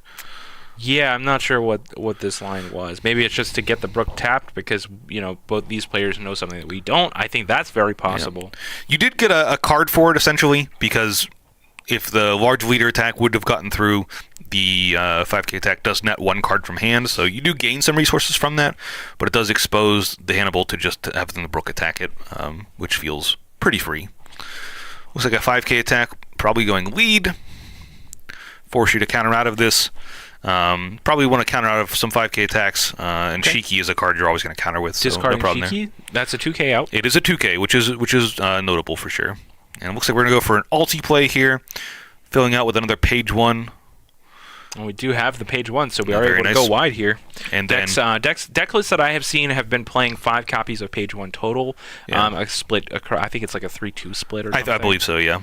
And then it looks like we're going to use the law ability, put the Hannibal on the bottom of the deck, and play out the Sachi and Penguin. Sachi. Now, that's such a massive turn. Yeah. But it really makes you wonder, like, what is the Brook doing? Right. Yeah, the Brook still hasn't accomplished anything. It just felt like the Dawn... it just seems like we didn't want to pass with 2 Dawn open. Maybe you see Trafalgar Law just being addicted to efficiency, really. Yeah. I just can't not spend every drop of my Dawn every turn. And then just, it's kind of like using the leader ability to Dawn -3 is like wringing out spent Dawn for just extra efficiency. We do see the Magellan that was added earlier come down. That'll be a minus Dawn to the Law players, already low on some resources there. And an attack for 6K coming in with lead.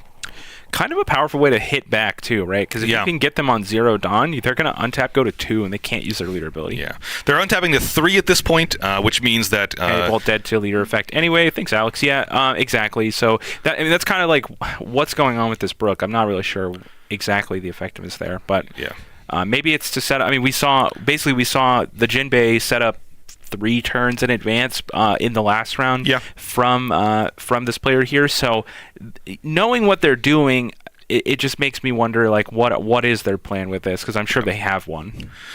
Would like to see something like a Gordon here, the 1-drop Gordon, to be able to put the Magellan on the bottom of the deck and still further your plan here of attacking in. You would go to 0 Dawn, which is a little scary. Hopefully you'd be able to put in something like a Beppo or another Sachi and Penguin. To be able to make sure you're staying at a reasonable amount of Dawn, but we'll see what the options here continue forward to. Looks like we are just attacking for 5K. And that will connect. Little tester, 5K swing. I mean, you're going to have quite a number of 5K swings throughout the course of this game. These are fine. I think it'll be tough for Magellan to keep up with your board, especially if you're able to continue going as wide as you have been. Yep, I think you're fine probably doing it the same here with Sachi and Penguin. Attack in with a 5K. A 7K with the page 1, that's fine too. Yeah. Man, putting in the 6K page 1 feels so strong every time. It's very good. Like, ulti went from not impressive as a combo to, like, oh, this is actually kind of problematic for the meta. Yeah. Looks like we do see a page 1 plus something else pitched out there from the Magellan side, which means they probably don't have their own ulti to be able to fight back there. And do you think Magellan's also playing that ulti package? If they're playing page 1, it seems like they would be, right? Right. That makes sense because he discarded that. Yep. And it looks like we do take that card. It makes sense. We've seen a lot of decks take an aggressive route by playing multiple characters in the same turn. Yeah. Green Purple Dofi's been doing that. Well, I think you have to in order to keep up with Doflamingo, because it is going to go pretty wide. I mean, that is able to very consistently make that move. Yeah. Where not many decks have been able to do that outside of Zoro. Right. And so now suddenly Purple's back in favor in the meta. And we see this 5k attack come across. Okay. So the Brook is getting rowdy now. Yeah. We do see that attack coming in. The Brook being a bouncer for the handballs. Yep. But now it's getting a little rowdy himself. Yeah, we're going to use the leader ability very likely here. We won't be able to bottom deck this Magellan. It will survive on the board. For this turn. Yeah, for this turn especially. But we will be able to ramp out some character here. And what will be the option of choice? Is it Beppo? Is it Sachi and Penguin? It is Sachi and Penguin, so we'll keep 2 of those Dawn back out, and we'll go up to 4 on the following turn, which seems quite nice. Passing it back to the Magellan player, now's about the time you want to start seeing things that are going to be able to answer what's on the board. I don't know that you're playing King in these lists, but King would be an option here that would be... King would be sort of an option. I mean, you're at 2, so it's getting a little tough for you to play those tap out bombs. Yeah. Because you have to just Magellan would be able to swing on Sachi and Penguin. Your leader would be able to swing on ulti, and the King would take out the page 1. So you do clear out quite a number of things. So page 1 is down, and you have now 2 6k attackers. You can 6k attack on probably both of these 5k bodies. Right. I think you're fine with the Brooks sticking around. I think that's what you have to do is make the 6k on the 5s. Yep. You don't have any more Dons. You can't really do much more. And how much counterpower you have is interesting from the Lost side. You are pretty much on the side of using all of your Dawn to attack and then using a leader ability to put something in. So you can usually use most of these cards to just counter out if need be. If you have something like Zoro in hand, it's also helps the aggressive lines where you can use the leader ability to put in Zoro and attack in that way. And it looks like we are going to let one of these 5Ks fall off. Another 6K attack, likely on Sachi and Penguin. Yeah, that's exactly what you want to see is your opponent not countering out of this, not protecting their characters. Yeah. I think you're in a position where if your King was not effective at clearing the entire board, then you have tapped out to kill one thing. And that feels like such a turn off, because you can kind of sense in your bones that your opponent's about to potentially Gordon you, get back into the game, maybe even ulti again. I think you're just starting to swing for life. I don't even think you're playing for that long. But yeah, pitching 2 cards I think is even reasonable to save this. Queen plus Heat go to the graveyard. Heat is past its prime and don't have the Dawn to be able to even invest in Queen in the first place. So untapping, going up to 4 Dawn, and these will likely be some attacks for 7s. And a 5, and then use a leader ability or something. Well, I think what you said was wrong a little bit, because I'm talking about the Magellan swinging 6s on the 5s. I don't think those were supposed to go to life. I think they were supposed to go to the table. No, I agree. And as Magellan, you're very happy that your opponent did not counter out. Okay, yeah. Because you had to clear their table. Yeah, I agree. I think I misunderstood you. I'm sorry. Yeah.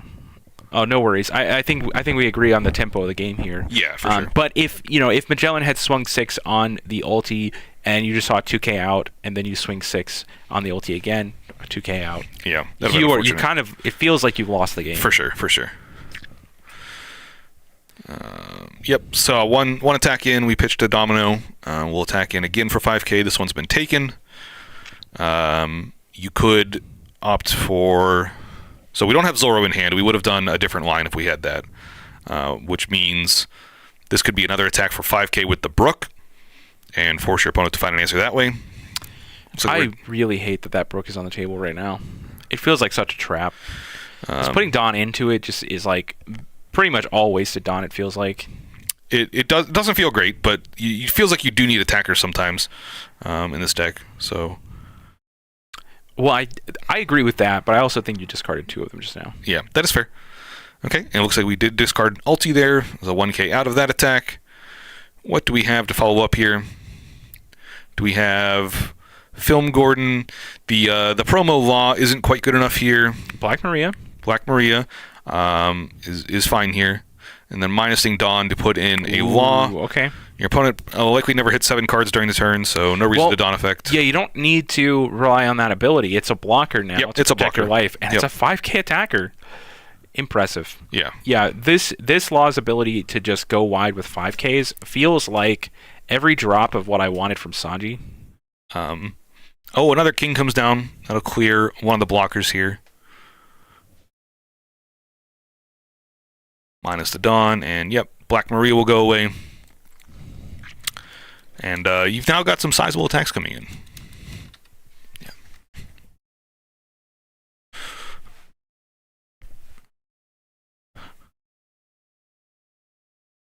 See the attack with Magellan here. Yeah, attacking for 6k is just fine. Oh, clearing the board. Okay. That's reasonable, actually. Your opponent has low cards in hand, so I think you could have, like, considered a line to go for face with 6k, 7k, 7k, but this is a safer line for sure. Oh, the blocker. It makes it impossible. There we go. I'm just dumb. Yep, so attack for 7, takes the life, no problem. And you're still at 1 life, so you're a little bit worried here, but it seems like you have enough counter power that you'd be okay on Magellan's side. So it looks like we're going to be passing back to Law here. Right, and the second king there feels really nice for pivoting the game back in his favor. But basically, he has to ask the question, can he survive this turn? Yeah. So Law's going to have to work pretty hard in order to get anything off the table, really. Yep. Attacking the board is a non-starter, so you're going to have to figure out a way to survive the turn in the first place, and I don't know that you have that at this point. The Kings were able to answer everything you had. You just threw down 2 blockers. It's very unlikely that you had more. Yeah. So we should see all of these attacks coming in to try and kill the opponent here. Really hoping to find something like a Zoro off the top of the deck as a play to be able to really pressure opponent. There's so many cards, though. Like, I don't even feel like Zoro's really getting through. I think that's just our best option. I don't think it is either. I think your opponent has 6 cards. 4 of them probably counter. They need exactly 1 card to counter per swing. Mm-hmm. And that, they can even take 1 damage. They can let 1 go through. You're just going to sit here and hope your opponent's hand is full of more kings somehow. So we are in the position of the game. Like, the Kings were able to swing it back. I mean, that's exactly what I was talking about. Like, the Magellan player wanted to see him swing 6 on ulti and not be able to counter out of that one. The ulti went down and the board was reclaimed, and from there it is a tough tempo match up for Red Purple Law. Yeah, you kind of get stuck in the pit whenever you have to minus Dawn every turn to keep up with the board, but that means you don't have resources for the future turns. So it's an awkward trade-off. It just makes every 5k attacker that much more valuable to you. Yes, for sure. And it looks like, just trying to consider what the attacks will look like. It's like a 6 and a 7. This board is a little bit reminding me of... It's funny because it went from reminding me of Zoro, right? And that's the red side of this red-purple. Yeah. And then now at the end of the game, it's reminding me more of Iceberg, which is the purple side of the red-purple. You're able to start really, really strong, and then you just fall off at the end. Yeah. And it looks like our opponent is just taking that, so up to what is now 7-ish cards in hand from Magellan. And an attack for 7 is likely the other play here. Do you have 2 cards that counter? Or at least a 2k and a 1k? And it looks like we have 3 1ks. Oh, I'm sorry, LT is a 2k. Okay. It's 2k, yeah. Yep, my mistake. And, looks like we're going to minus Dawn and... concede. All right, so minus Dawn concession is very effective here, and that is going to take us into the last undefeated being Magellan, being Stephen A. here. I mean, I'm very proud of my boy having the same first and last name as me. Is fantastic. Well, starting letter of the last name, that is. Oh, is that not what I said? That's not what I said. Yeah, all right. Stephen Ailman's going to take it here. And that's going to do it for us for the finals of this webcam local. So, it was a good one. This one went longer than most by at least 1 round. And so that was exciting for sure. But yeah, if you guys are interested in joining in on these webcam locals, we already posted the link, but I'll post another link so that you guys can actually get signed up for that. This is hosted every Sunday, and I think signups start every Friday basically, and you have through Saturday to get in. So. Yep. But yeah, super cool. Glad to see Magellan come on top. That's something that doesn't really Magellan hasn't done that since like set 2, so very cool to see that deck kind of pop off here in the late set 4 action. Yeah. Right before set 5 comes around, and well, I mean, I think it just goes to show like the strength of purple after the 3 captain starter. Yeah, deck. a lot of resources were added to those. Yeah, honestly, we saw basically two decks piloting a lot of the starter 10 cards basically be in the finals here, and then last week or the week before we saw Kaido also going towards the finals here. So Kaido was also very strong last week. Purple looking good in set 4.5. Like I said many times already, that is so exciting to have a color that was on the kind of the bottom of the meta and just being dragged up and saying, hey, you're now the best we got. Yeah, for sure. So I love that. All right, but that does it for us this week. We will catch you guys later in the week for more of us just playing games. Yeah, feel free to like and subscribe to the channel here, and we'll be back next Sunday for more webcam locals. For sure.